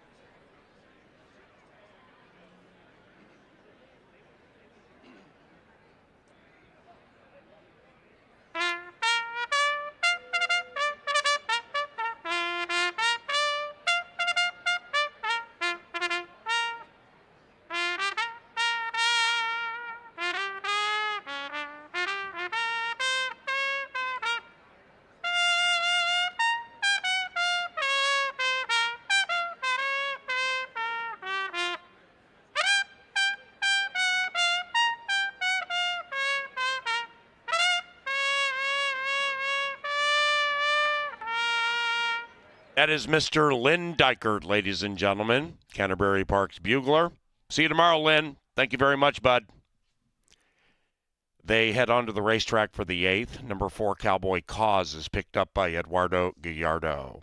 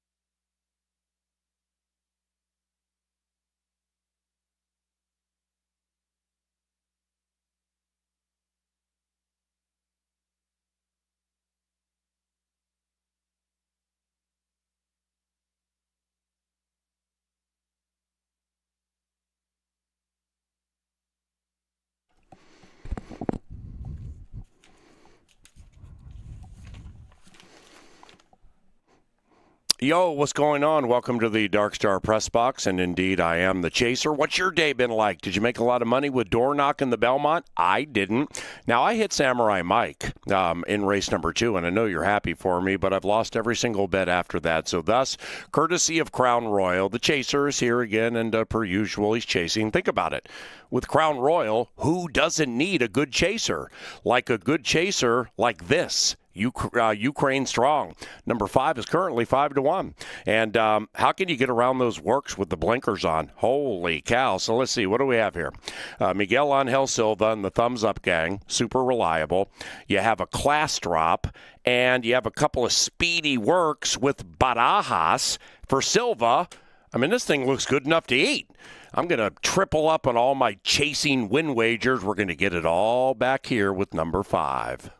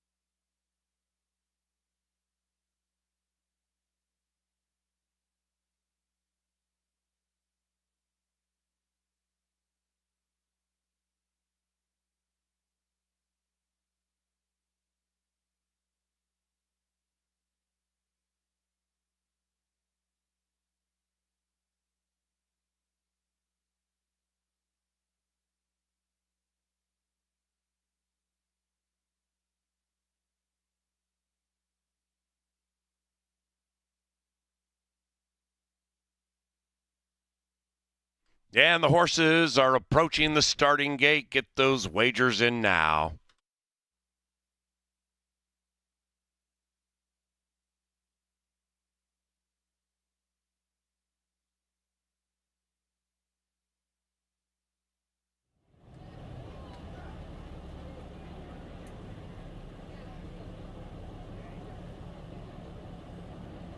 It's post time for the finale on Saturday. Stop by the card casino and play some blackjack or Texas Hold'em, 3-card poker, baccarat, many games available in the Canterbury Casino. Full food and beverage service available too.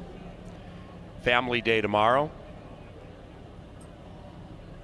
Excellent activities for the kids each and every Sunday at CBY. We began our Thursday racing swing a couple of days ago.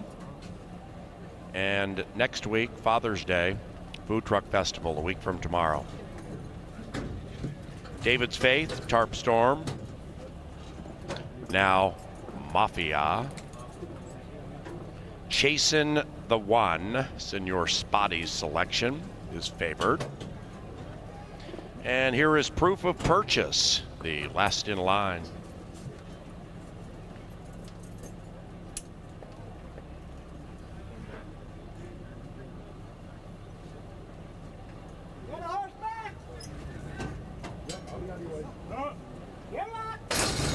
And they're racing, and from the center, Cowboy Cause has a cause to show early speed. Meanwhile, David's Faith is being ridden very aggressively by Rodriguez to get up to the lead, and by golly, they have done it.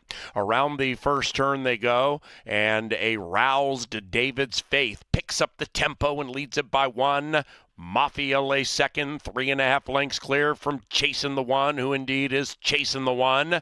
After that, Ukraine Strong with those blinkers on, 7 lengths out of it, and about 5 clear from Cowboy Cause. Then the one back in last is Proof of Purchase. Make that second last, way back in last, is Tarp Storm. A good country mile out of it. Meanwhile, with about a half mile to go, number 1 is number 1 in race 8. David still keeping the faith at 20-1. David's Faith leads it from Mafia, who is now 2 lengths in arrears. Then it's Cowboy Cause. After that, Chasing the One's beginning to run on from 7 lengths out of it. Ukraine Strong has broken the chaser, overtaken by Proof of Purchase, and still nothing from that deuce. Round about the quarter pole, they're still chasing David's Faith, and David's Faith is ridden aggressively by Rodriguez to the inside of Cowboy Cause. Behind them is Proof of Purchase, and they're coming home now. Cowboy Cause is 8-1. David still trying to keep the faith and battles back on the inside. 1 and 4 to the line together. It is Cowboy Cause from a tenacious David's Faith who has run out of gas, and Cowboy Cause provides Eddie G with 3.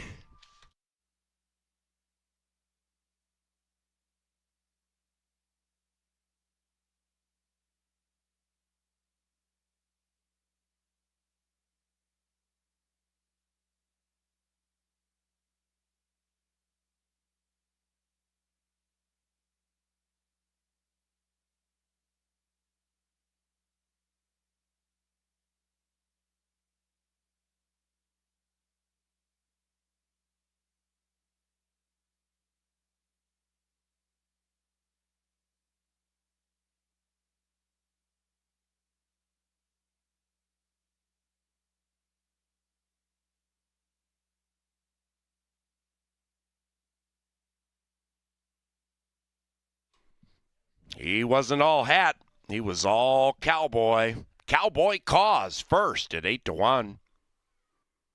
4176, 4176. And the big payoffs continue at Canterbury Park. Holy cow. Cowboy Cause 8-1. David's Faith 20-1. Proof of Purchase 14-1. Holy cow.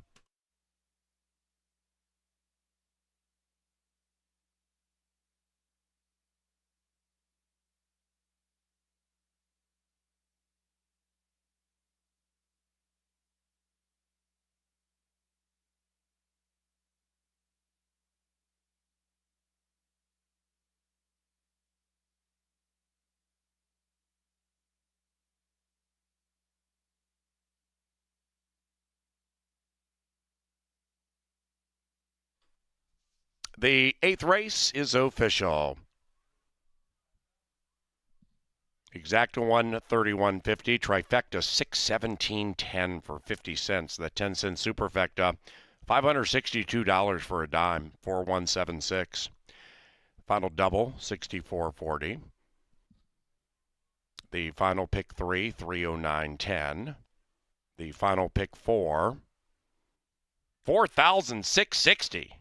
Jeez, for 50 cents. And the pick 5, oh, 35,735 for a 50-cent investment. So the pick 5s at Canterbury today paid $25,000 and $35,000. Tell all your friends to play those pick 5s when they come out to CBY.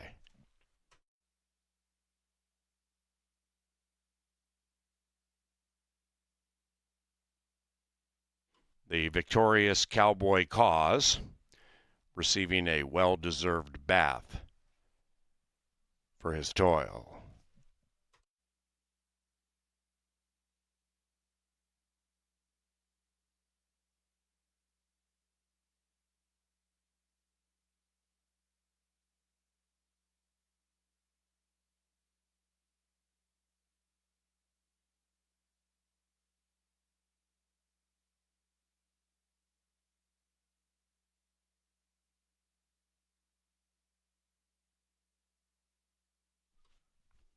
Cowboy Cause wins the Rachel Reekin purse and does so in 141.69. Here's Cowboy Cause, 3 victories today for Eduardo Gallardo. And a couple of victories for trainer Veronica Litvin, who also owns Cowboy Cause. Make Canterbury Park part of your cause tomorrow for Family Day, or next Sunday for Father's Day, or maybe next Saturday for Taste of Canterbury. Learn more via our website, canterburypark.com. For our television department and our management team, and those here in the Dark Star press box, thank you for watching and wagering on racing from Canterbury Park. And if you are leaving Shakopee, please drive safely.